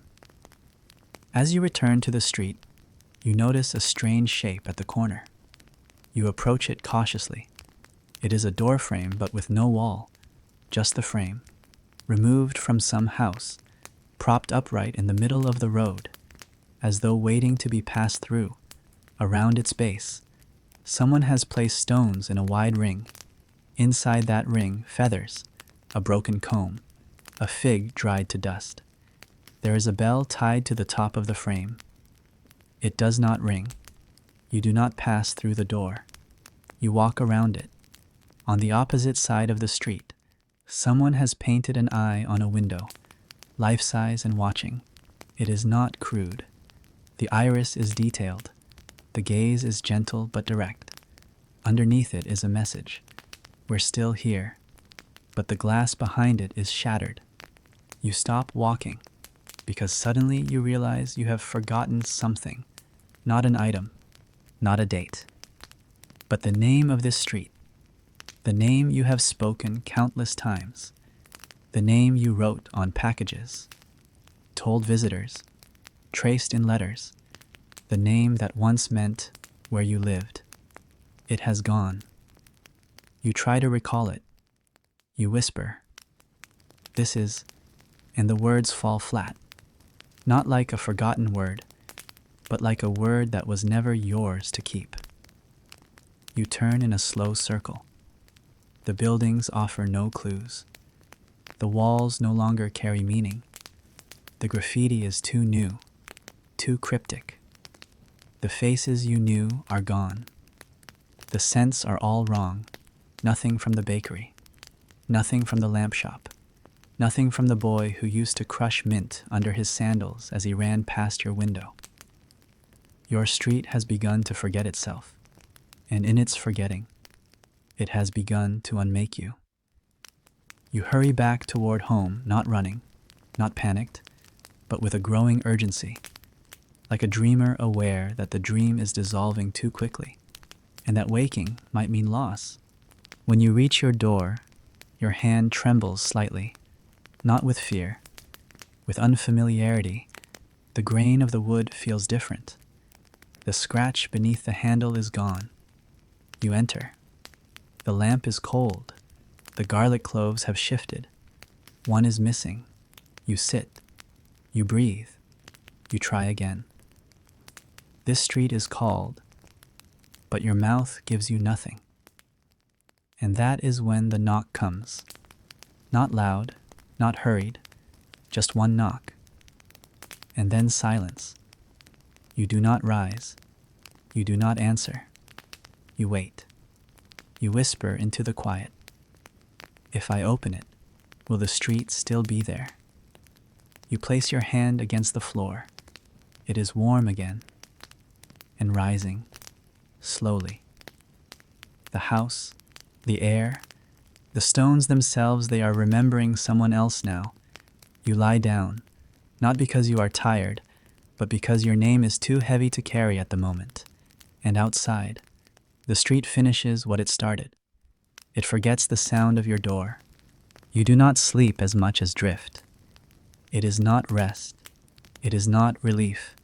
It is the soft, shifting state between presence and absence, where breath continues without being requested, where dreams never quite begin, and waking never fully ends. It is a kind of floating, not on water, not on air, on memory, thin, rippling memory that cannot hold your weight for long. Your room is dim even at midday, the walls no longer echoing light but absorbing it. The oil lamp has gone out again. You didn't light it. You aren't sure why. Perhaps some part of you believed it might chase something away, and another part knew better.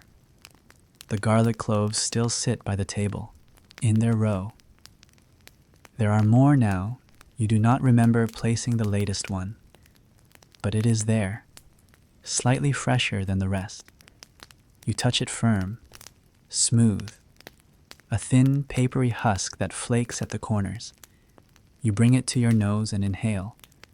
The smell is sharp, real, a reminder that some things can still sting. The fever has not returned in force, but the heat lingers in your joints, a slow burn in the knees, a tightening in the throat when you speak aloud. So you have stopped speaking.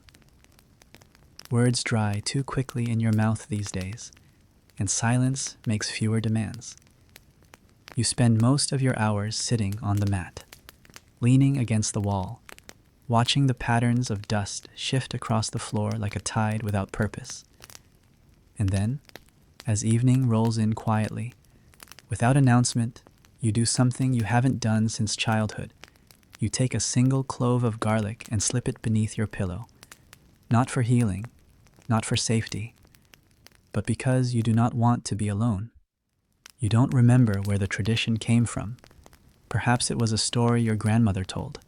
Perhaps you read it once in a book of remedies. Place garlic beneath the head to draw out illness, to draw away nightmares, to draw something back into the body that tried to leave too soon. Or maybe it is nonsense. Superstition, old and half remembered. But that's what comforts you now, the things no longer asked to be proven. The pillow is worn thin, almost more fabric than padding. You slip the clove beneath the corner, flattening it slightly with your hand to keep it from rolling. And then you lie back. The scent rises slowly, strong at first, then fading, then returning in waves with each breath. It curls around your head like smoke, like protection, like warning. The ceiling above you is cracked, spider-webbed in faint lines you've memorized. You trace them with your eyes as you breathe. You try to find a story in them. You fail, but the trying soothes you. Outside, you hear nothing. And that is new. There is no bell, no voices, no footfalls. Even the wind has quieted, as though the city has forgotten to turn the page to the next hour. You listen harder, which makes the silence worse. You press your fingers lightly to your neck to find your own pulse. It is there, slow and steady, almost indifferent. You are not dying. You are just waiting. You think of the garlic. You wonder what it's supposed to do. In the dark, your mind begins to stretch tentatively, like a hand reaching into a room it cannot see.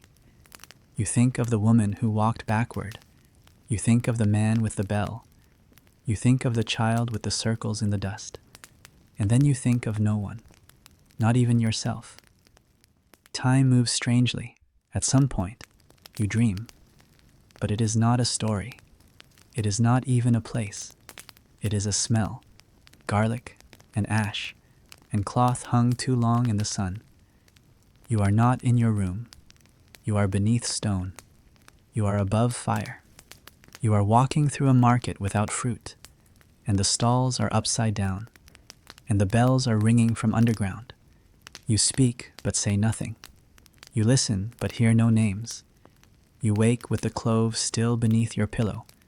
You lift it gently, inspect it. It has softened slightly, as though it bore something while you slept. You place it back among the others, now 9 in total. Later, you drink water. The cup feels heavier than usual. Your hand shakes, but not violently, just enough to notice. You step outside. Your street is almost unrecognizable. The doorways are veiled, the windows dark. A mural has appeared on the alley wall, painted in broad brushstrokes, figures with no faces, walking in a line toward a rising sun that has no color. There is a new symbol drawn beside your door. You do not know who made it. You do not erase it. You walk slowly to the fountain, where the water no longer moves. A jug has been left there, empty, its handle broken. A bundle of sage floats in the basin. There is no sign of anyone. The garlic smell follows you. You are not sure if it is real or memory. You return home and prepare the bay leaf again. You do not believe in it, but you do it. That is what matters now. Doing, not believing. You sit at the table with the parchment. You write your name, then stare at it, then fold the parchment in half, twice, until it fits beneath the 10th clove. That night, you place another garlic clove beneath your pillow. You speak nothing aloud, but you think clearly, deliberately. If the garlic remembers me, then perhaps I do not have to. That night, you sleep harder than you have in many days, not from exhaustion, not from relief, but from something stranger. A heaviness settles over your limbs like warm stone, a slow compression that urges your body downward, away from thought, away from breath, away from the thin thread that still tethers you to waking. You do not resist. You sink. You slip. And as you fall, your mind begins to reassemble the world not as it is, but as it remembers it once was, or perhaps only imagined it could be. You find yourself standing in the center of the temple, though no one has let you in. The doors are open, the archways tall, and the air smells not of incense or fire, but of honey warmed by sunlight. You are barefoot. The stone is cool beneath your feet. Around you, the statues stand in a perfect circle, each one taller than you remember, each one more lifelike than stone should ever be. They do not wear veils. Their faces are uncovered, and their eyes are open. They do not look at you. They look at one another. It is not cold here. It is not warm. The light does not come from the windows. There are no windows. There is no ceiling. The sky above the temple is pale and endless, not blue, not gray, but the color of a breath exhaled slowly on a winter morning. You walk forward, drawn not by any force, but by a kind of gravity made entirely of silence. The statue closest to you is the god of healing. He no longer holds a staff. His hands are empty. They hang at his sides, fingers relaxed, palms open. You realize he has no eyes, just hollow sockets, smooth and round, not carved, but left unfinished. You speak his name, or you think you do, but the sound does not leave your mouth. You try again. Still nothing. You are not voiceless. You are simply unheard. You move on. Next to him, the goddess of mercy. She sits instead of stands, her hands cupped before her as though holding something too delicate to show.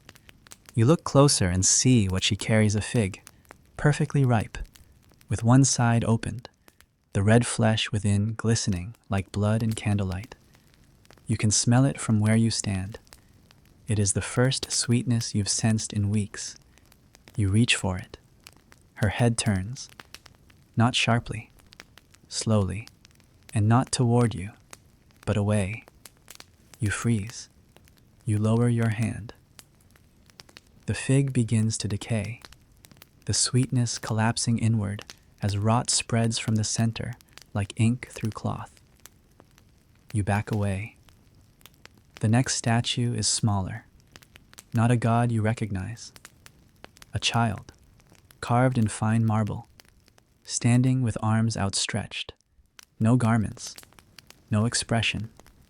Around its neck is tied a single garlic clove, perfectly detailed, the stem frayed as though tugged by many fingers.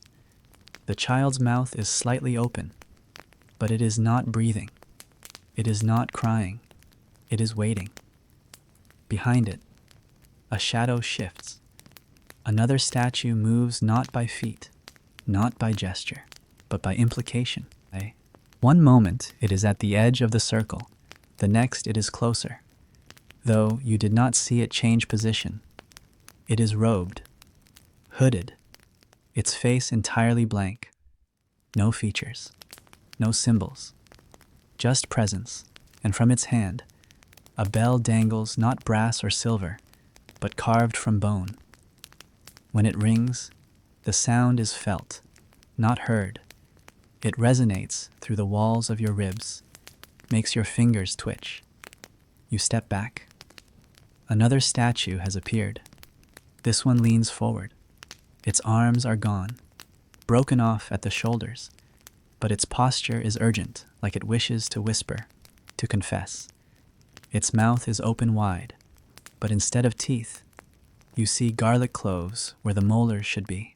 Dozens, sharp, unpeeled. They glisten as if alive. The tongue is missing. You turn, slowly. The circle has grown smaller. The statues are closer than before. They surround you now, not menacingly, but with expectation. They want something, not a prayer, not an offering. They want to be remembered. They want names. You try to speak again. Nothing. Your hands begin to itch. You look down. Ink. Your palms are covered in writing names, written in tight spirals across your skin, over your knuckles, down your forearms. Some you recognize, most you do not. One is yours. You try to find it again, but as your eyes scan the letters, they blur, shift, rearrange. They are not meant to be read, only held. The statues begin to whisper, not in voices, but in movement. Shoulders tilt, eyes close, knees bend. They are not stone anymore. They are becoming something else. You back away, looking for the door. It is gone. The floor is gone. You are standing on garlic. Thousands of cloves, laid out in a mosaic, their skins shimmering like glass, their stems pointing toward the center of the circle toward you, and from beneath them, heat. Not fire, fever. You feel it rise through your feet, through your legs, coiling into your stomach, spreading behind your eyes. Your teeth ache. Your fingers curl. You drop to your knees, breathless. The garlic begins to sprout. Thin green shoots push upward, brushing against your arms, your throat, your face. They do not burn. They hold. The statues lean in. You close your eyes, and then you wake. Your room is dark. The pillow beneath your head is damp. The garlic clove has split. You sit up slowly, every bone aware of its own existence. You touch your face. Your skin is cool. Your breath is steady. You rise. The room smells like something between earth and memory. You place the cracked garlic with the others. 11 now. You sit beside the lamp. You do not light it. You trace the patterns on your palm. There is no ink, but the shape of a word remains. Not yours, not the gods, just someone. And when you whisper, your voice returns. It is small, but it is yours. And the statues do not follow, but they are listening, somewhere, still. The knock comes again, sometime just after dawn, soft, unhurried, neither desperate nor ceremonial.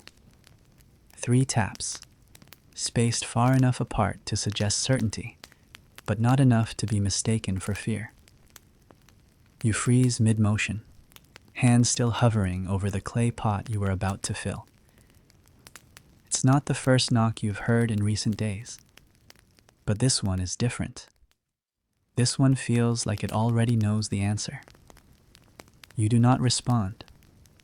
Instead, you lower your hand and let the water inside the pot remain untouched. You turn slowly, almost hoping you imagined the sound. But you didn't. It came from the front door, your door, the one you've opened less and less with each passing morning. You look toward it now as if it might open by itself, as if whatever stands on the other side could reach through the wood, through the stone, through you. Another pause, then silence again. You step backward, just one pace, and listen. Nothing follows. Not footsteps, not breathing, not the scuff of cloth or the rustle of sandals against stone, just that stillness again dense, expectant, the same kind of quiet that lingers after a bell has rung, but before its echo has fully died. You move away from the door, not with urgency, with intention. You sit on the mat, back against the wall, and wait. You do not speak. You do not reach for the garlic. You simply listen. Sometimes silence speaks more clearly than the living. The house feels colder today. Though the sun has risen, it glows through the narrow windows, casting rectangles of dull light across the floor like broken pages from a book you no longer read. The lamp remains unlit, but the shadows are soft, not frightening, just longer than you remember. You close your eyes, not to sleep, to think. The knock was polite. That's what stays with you. It did not demand entry. It did not threaten. It asked gently. And that is what frightens you most.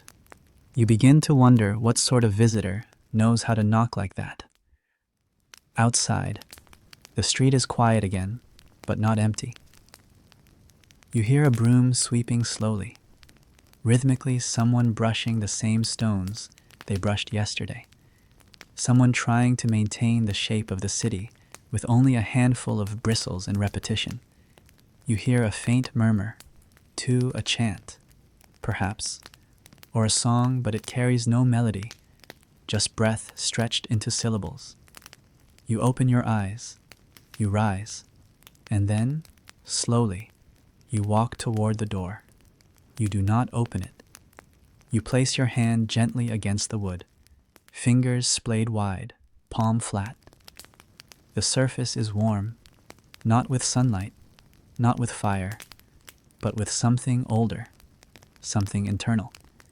You close your eyes again and imagine what might be standing on the other side: man, woman, God, memory. A shadow of someone who once said your name, a messenger too gentle to carry orders, a friend too late to help. You whisper, not for them, but for yourself. Not today.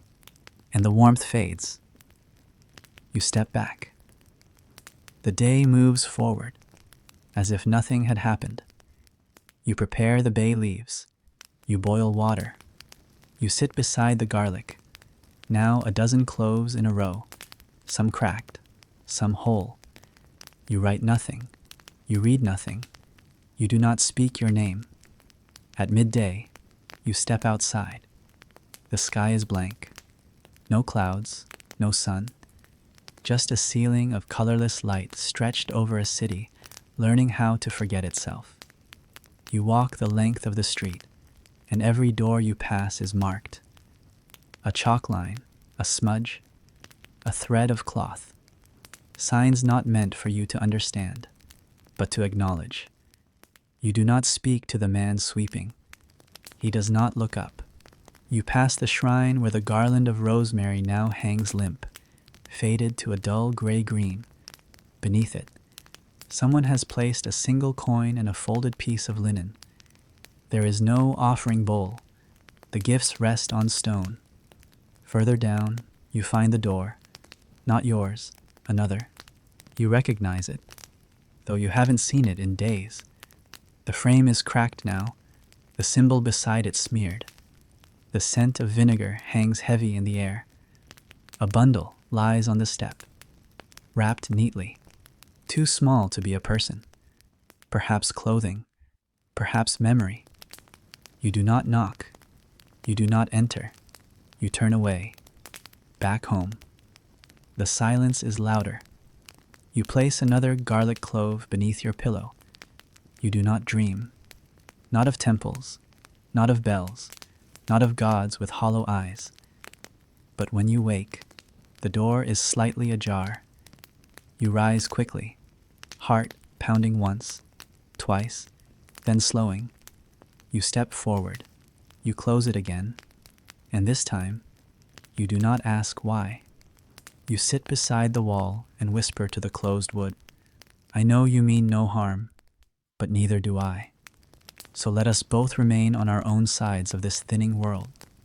The sun rises again, indifferent as ever. You feel its light before you see it, crawling along the floor of your small home like a guest that no longer knocks. The room carries the same weight as yesterday still, musty, touched faintly by smoke and vinegar, but this morning, it feels as though something essential has evaporated. Not air, not memory, not even warmth. Something else, a kind of presence, an awareness that once lived in the corners, in the shadows, in the flutter of the curtain when no wind blew, gone now, or hiding. You sit beside the cold lamp, cup of boiled water in hand, and think about the gods. Not one god in particular, not with the sharpness of ritual or the intimacy of faith, just gods in general, the idea of them, the shape of them, the necessity of them. You used to know them all by name. You could name which one governed which season, which door, which part of the body was theirs to guard.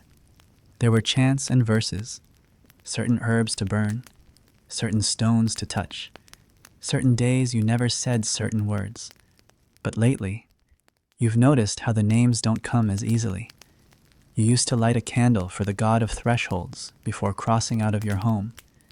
You used to hum a melody dedicated to the goddess of breath when the morning air felt heavy. You used to whisper the name of the child god of laughter when someone you loved felt sad. Now your lips forget the sounds.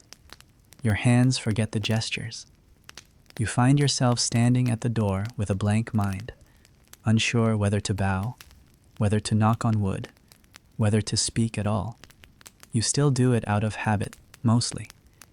You murmur a few syllables before meals. You draw a symbol in the air before sleep. You place garlic on the windowsill because that's what your grandmother did. But deep down, you know it's not belief anymore. It's choreography. Outside, the world continues to slow, not collapse, just dim. You step into the street and find it quieter than ever. No carts, no calls, no incense trailing from balconies, just chalk everywhere. On the walls, on the doors, on the cobblestones, symbols upon symbols, some familiar, others new, some old but wrong, as though remembered incorrectly or drawn by someone whose hands no longer care about precision. You do not know what they mean. No one does. But they keep appearing. You pass the temple. Once, the heart of the city. Now, a hollow tooth in a quiet mouth. The veils are still drawn over the statues. The doorway remains half closed, neither inviting nor forbidding. A figure sits on the steps, not robed, not masked, not in prayer, just sitting, head bowed, hands clasped in the lap. You do not speak to them. You know their posture too well. You've worn it yourself. The gods, you suspect, are still here, but not in the ways they were before. They no longer accept offerings. They no longer send signs. They no longer ask for altars or oil or garlands. They simply observe. From somewhere deeper than stone, from somewhere quieter than ritual, you enter the temple anyway. No one stops you. Inside, it is darker than before. The windows are covered now, not with cloth, but with soot. Someone has burned herbs inside recently. The smell lingers thick and damp, like incense left out in the rain. You walk slowly between the statues, their veiled heads bowed in fabric silence. At the altar, a single candle burns, not bright, a weak, flickering thing, drowning in its own wax. Next to it, a bowl of water, and in it, floating petals of something once fragrant. You reach out, not to touch, but to feel the warmth of the flame. It is faint. And then you speak. One sentence. You don't plan it. It just happens. If you're still here, say nothing. And they don't. You wait, a long while. But nothing stirs, nothing creaks, nothing changes. You nod, not in disappointment, but in understanding. You light another candle, place it beside the first. You whisper a name, not theirs, yours. Then you leave. You walk home with your shoulders straighter than they've been in days. Not because you believe again, but because you've given permission to stop needing to. That night, you boil more water. You add garlic to it. You drink it slowly. You light no lamp. But you place another clove beneath your pillow, gently, like placing a coin into the hand of someone sleeping. You lie down and look at the ceiling. It no longer reminds you of a sky. It no longer reminds you of a temple. It just reminds you of distance. And for the first time in many nights, you do not resist sleep. You let it come, not as a thief, but as a visitor who no longer needs to knock. You notice it first because it shouldn't be there, not because it's out of place, exactly, but because of how precisely it fits within the fabric of what the city has become quiet, deliberate, forgotten. A single earthen jug, sitting upright at the foot of your door, not toppled, not cracked, not leaning on its side like something discarded in haste. It has been placed, intentionally, squarely in the middle of your stone threshold. Whoever left it did not knock. Or if they did, you didn't hear. The jug is old. You can tell by the way the clay is pitted, the way the glaze has dulled to the color of worn teeth. A loop of frayed rope is still tied through its handle, long since dried to stiffness. There is no note, no seal, no mark to suggest why it's there or who delivered it. But you understand immediately what it means. It is empty. You lift it carefully, expecting weight, expecting slosh, expecting the subtle tilt of contents still settling. But it is light, hollow. It makes a faint sound when you shake it like air that's been inside too long. You set it on the floor inside your doorway and sit beside it, your back to the wall, your fingers tracing the jug's rough lip as if it might speak. You used to fill jugs like this one at the communal well down the slope. You remember the long line of neighbors, the shared murmurs, the greetings that passed back and forth like bread small, reliable, sustaining. You remember the woman with the crooked wrists who always carried two, and the boy who dipped his hands into the basin before filling his pail, always pretending to bless himself. You remember how the water tasted on hot days, how it chilled the back of your throat like a benediction. You remember that the well is dry now. You didn't hear it happen. No grand announcement, no ceremony. Just one day, the water slowed, then stopped, and those who gathered there stopped too. You turn the jug on its side and run your hand along the base. There is dust there, not new dust, settled dust, the kind that clings to objects not because they've traveled, but because they've waited. It's been sitting somewhere, somewhere still, somewhere forgotten. You do not know what message the jug carries, only that it carries one. You lift it again, walk to the corner of the room, and place it near the wall, beneath the window where light no longer enters fully. It sits there like a guest too polite to speak first. Later, when the sun has curved its way past your roof, you walk the street. You don't tell yourself why. You don't need to.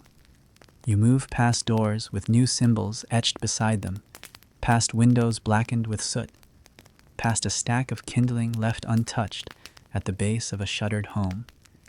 And there beneath another doorway, 3 houses down, you see another jug, identical in shape, empty, as far as you can tell. This one has a sprig of dried thyme tied to the handle. You don't stop walking. You don't need to inspect it. 2 houses farther, another. No herb, no decoration, but a chalk line has been drawn around it, as if to mark its presence officially. A statement, not of ownership, but of acknowledgement. You begin to count. In the span of 5 streets, you count 9 jugs. One is shattered, its neck split open, clay shards pushed awkwardly back into place by someone who didn't want to throw it away. Another has been painted clumsily with the image of an eye, wide and blue and filled with lashes. One has a cloth tucked inside its mouth, as if silenced.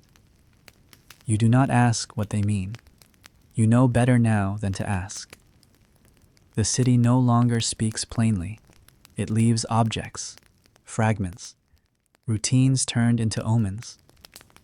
When you return home, you find the jug exactly where you left it, but it feels more present now, more full. Despite its emptiness, you sit beside it and speak aloud. Not to it, not really, just to the room. I would have filled you, once. The jug does not reply, but you imagine it does. You imagine it saying something like, "I remember that." You imagine it heavier than it is, filled with something real, something nourishing. You remember what clean water smelled like. You try to recreate it in your mind. You fail. That night, you boil your herbs again. You add 2 garlic cloves this time. One crumbles in your hand.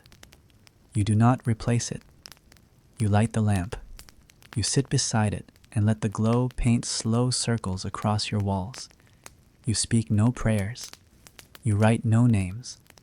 But before you lie down, you walk to the jug and place your palm on its side. It is still warm from the sun. You whisper, softly, "If no one brings water, at least they brought something." It takes a while to notice. That's the peculiar thing about absence. It rarely announces itself with ceremony. It doesn't arrive like a guest, knocking twice and clearing its throat. It just happens, slowly, like bread growing stale, like a name you used to remember only vanishing after you've tried to speak it aloud, like a sound that's always been there, quietly, until the moment you realize it's gone. The bell has stopped ringing, not just today, not just this hour. You realize, with a peculiar chill in your stomach, that you haven't heard it in 3 days, maybe 4. Time is soft now, its edges smudged. You no longer count the hours in chimes or footsteps or water boiled for tea. You count them in stillness. The man with the bell, the one who moved through the city without question, the one who collected what others could not bear to carry, has vanished. No one says it. No one asks. Because in this place, questions are dangerous. They do not invite answers.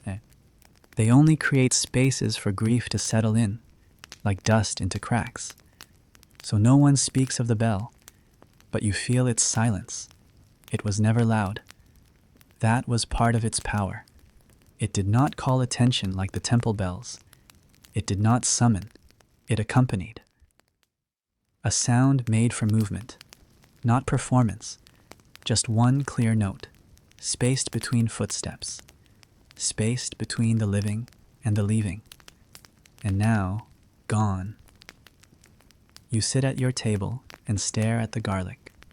15 cloves now, or 16. You've lost track. Some are brittle, some fresh, some, inexplicably, have sprouted. Thin green shoots curl toward the window where light refuses to enter. You pick one up, roll it in your palm. You consider placing it on the steps, as an offering, as a question, as something in between. You don't. Not yet. You go outside. The air is thick with stillness, not heavy like fog, not sharp like smoke, just dense, like thoughts before they become words. You walk the length of your street and find it nearly unchanged. But change, you know now, does not always appear in broken glass or fallen timbers. Sometimes, it arrives as a house where all the chalk symbols have been rubbed away, as a door once marked now wiped clean, not cleaned, erased. You reach the square, and for the first time, you find it empty, truly empty. The fountain does not bubble. The stone benches are bare. The chalk circle has been washed away by rain, perhaps, or by someone's hand. No fruit peels on the ground, no folded linen, no child drawing spirals in dust. At the center, where the man with the bell used to sit with his cart and stool, the ground is undisturbed. No indentation, no mark, as if he had never been there at all. You sit, not on the ground, on air, on silence, on memory. You sit and you listen, not for the bell, but for whatever might come in its place. You hear nothing, not even birds. You speak aloud, just once. If there is no one left to carry the silence, does it stay where it is? You don't wait for an answer. You walk, one foot after the other. No path, no direction, just a need to move. You reach the edge of the city. The gate is open, not wide, just enough. You step beyond it and see the slope, the burial field. You do not approach it. You do not step onto the soil where so many names lie unnamed. You simply stop. And in the distance, you see it. A bell, hanging from a tree. A single, rusting, silent bell. No wind moves it. No hand pulls its rope. But you know it's the same. You know it's his. You know that at some point, maybe days ago, maybe a week, he came here. He set down the cart. He untied the belt. He hung the bell on a branch, the same way you might leave a satchel of bread in a friend's doorway quietly, kindly, without knocking. You do not touch it. You bow your head. Not for him, not for the bell, but for the sound it once made, for the permission it granted, for the gentleness of its presence. And you whisper, barely audible, "You didn't ring for yourself, did you?" Then you turn and walk back. At home, you take one clove from the line, not the newest, not the oldest. You crush it between two stones. You light the lamp. You let the scent rise, not to protect, not to cleanse, just to remember. And that night, you lie down and place your ear to the pillow, not for comfort, but because, somewhere inside, you wonder if silence still holds echoes. And just before sleep takes you, you swear you hear it, not the bell, but the footsteps that used to follow it. By now, even the stray cats have gone quiet. There was a time not long ago, though time itself has become untrustworthy, when you could still hear them slipping between the alleyways, yowling behind shuttered stalls, or brushing past your ankles in search of leftover fish bones. But lately, there's only stillness. No footfalls. No merchants setting up stalls with the rhythmic slap of canvas. No drunkard muttering to the moon. No old woman sweeping invisible dust from her doorway, just to pass the time. It is as if the city itself has exhaled, and then forgotten to breathe in again.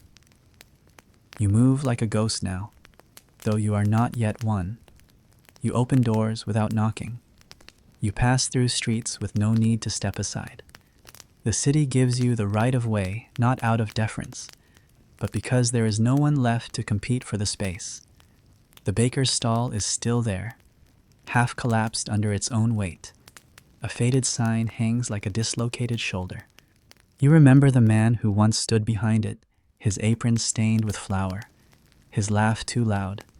He used to whistle while he kneaded, a high, lilting tune that made the dough rise just a little faster.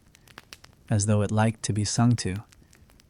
You wonder if he is still in the back room, beneath the sacks of barley, or if he, too, dissolved into silence. There's no bread anymore, of course, just the ghost of yeast on stone. You don't bother searching for food.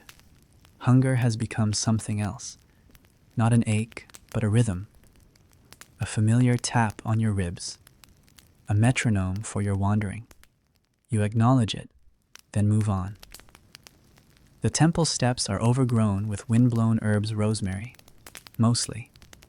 You crush some between your fingers, then rub it into your wrists like perfume. The scent clings to you sharp, medicinal, dry. Somewhere in the stories you half remember, rosemary keeps illness away, or maybe it's memory, or rats. Either way, you anoint yourself with the same solemnity the priests once reserved for oil. There are no priests left. The altar is bare. The statue of Minerva has lost an eye. A single wax offering remains, half melted and stuck to the stone. Someone must have come here after the last procession, after the bells were silenced and the processions halted.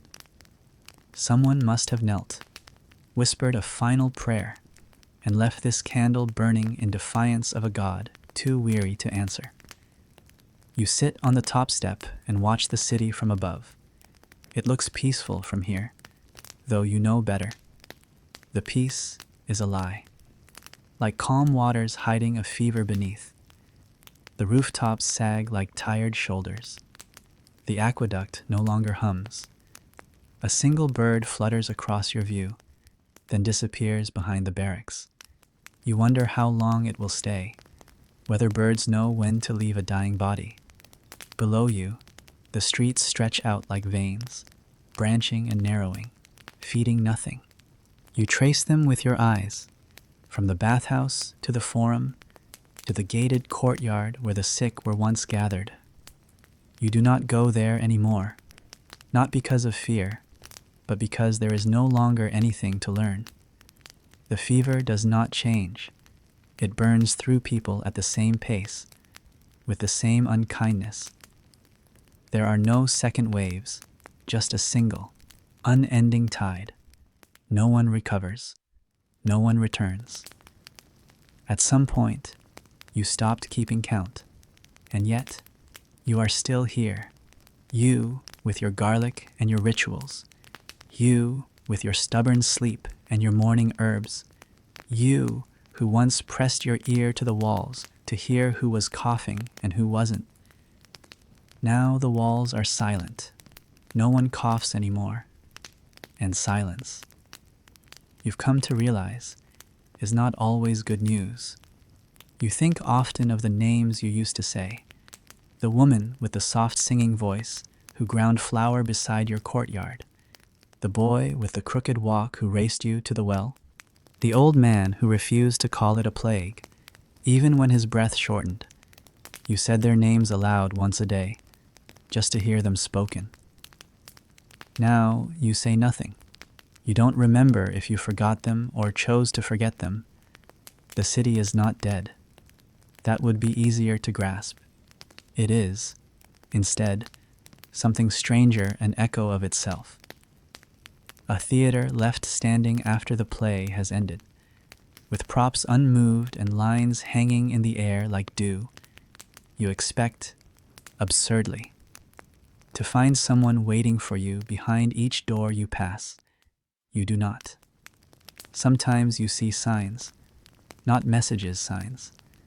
A line of basil leaves arranged in a pattern, a cup of water placed precisely in the center of a windowsill, a door marked with a different kind of chalk green, not white. You do not interpret them. You simply nod in recognition. Someone else is alive. That is enough. And once, near the old butcher's shop, you find a shoe, just one, a child's, with the laces tied too tightly, as if by nervous hands. You do not touch it, but you remember, very suddenly, what it feels like to outgrow something, at night. You lie on the floor, not the bed. The bed feels too formal, too expectant. The floor is honest. It makes no promises.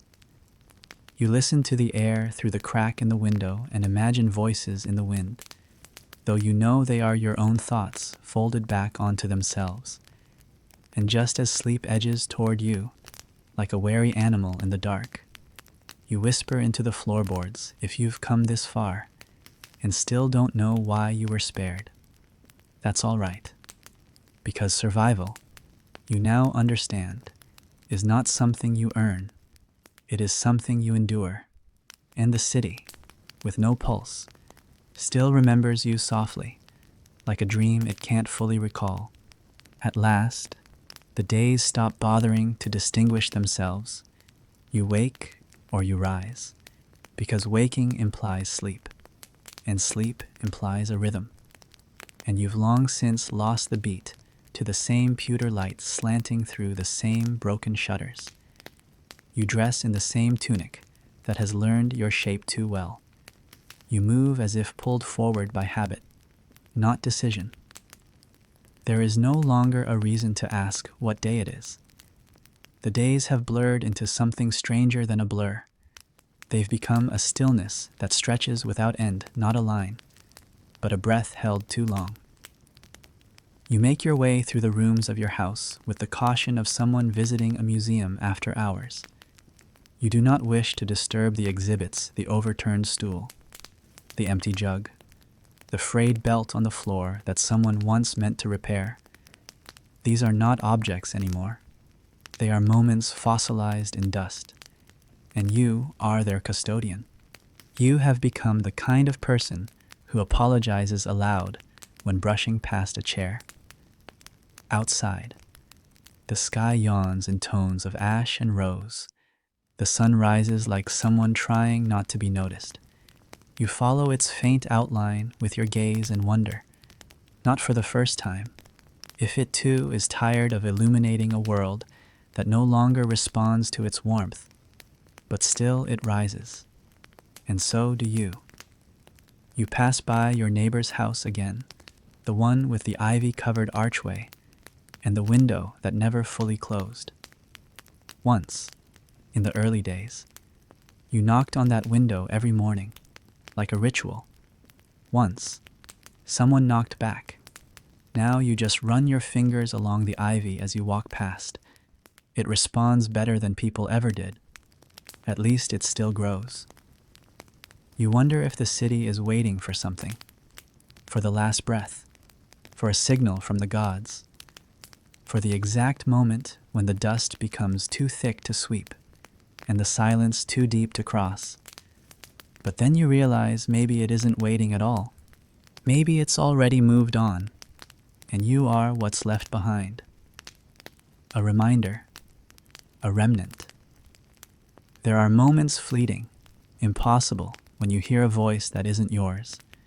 A child's laugh skipping down an alley.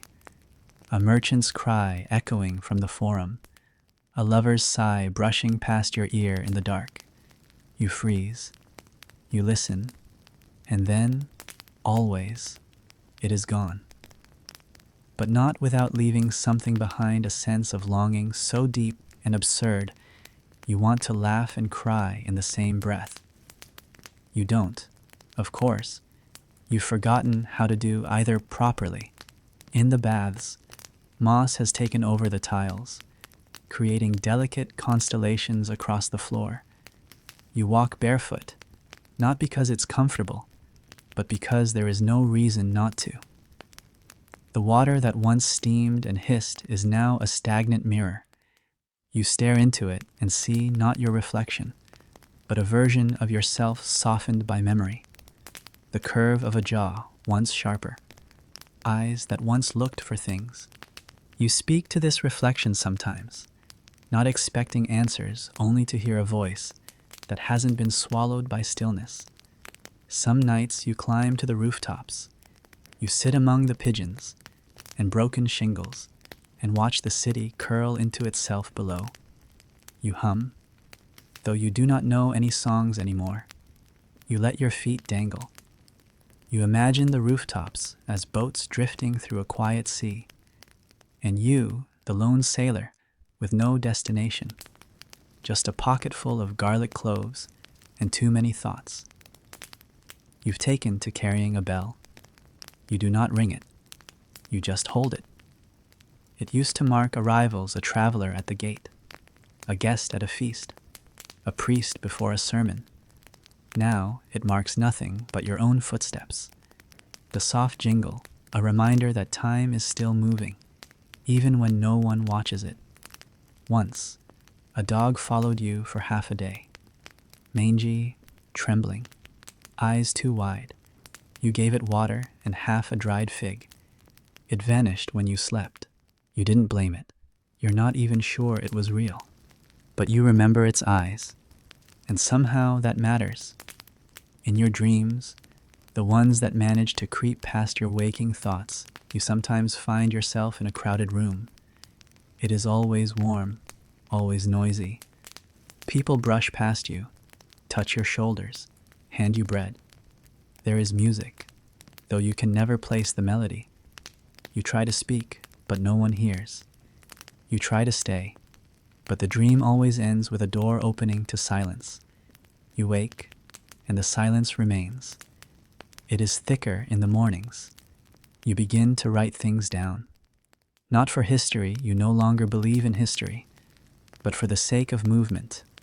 A record of how a hand curves, how ink spreads across a brittle scrap of parchment. You write names you half remember. You write jokes you once told. You write your own name, again and again, until the letters feel like strangers. You bury these scraps in jars beneath stones. You do not label them. Let whoever finds them decide what matters. And then one day, though, day has ceased to mean what it once did. You hear something strange, a sound you haven't heard in months. Not a bell, not a cough, a voice. It calls, not your name, but something like a name, garbled by distance, warped by air. You don't run toward it.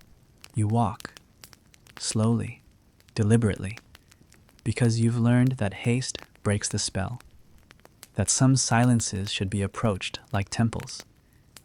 You follow the sound through twisted alleys and vine-choked stairwells, past the theater with its crumbling stage, past the schoolhouse where wax tablets still hold abandoned arithmetic. And then, beneath the old fig tree in the collapsed garden of the house of Livia, you see them. 3 figures. 1 seated, 2 standing. They look at you. You look back. No one speaks. You all just nod, as if confirming something ancient and unspoken. And that is enough. You sit. You share water. You do not ask names. Names are too loud. You stay until the sky fades again. And when you finally rise and begin the walk back, you carry no proof, only a new kind of silence, not empty, but full. A silence that doesn't weigh, but wraps. A silence that says you are not the last breath. You are not the last bell. You are not the only one left who remembers how it felt to be called. You walk slower now, because the story has changed, not ended, but folded inward. Like linen after a long wash, the streets feel less hollow, the air a little less still. And though the garlic has rotted, and the prayers have long since run out of words, something stirs in you that feels very much like survival. Or perhaps it is simply this: to be quiet, to be forgotten, to remain. That, too, is a form of living. And if the world begins again, and you're not sure it will, you hope it remembers the ones who walked without being seen, who spoke without being answered, who stayed. And now, you've wandered far enough through this half-told thing. Nothing here asks to be remembered, and yet, here you are. If your thoughts are already elsewhere, let them keep going. If you're still listening, odd, but not unwelcome. Leave a dot. If this drift kept you company, sleep however you must. History won't notice, but I might.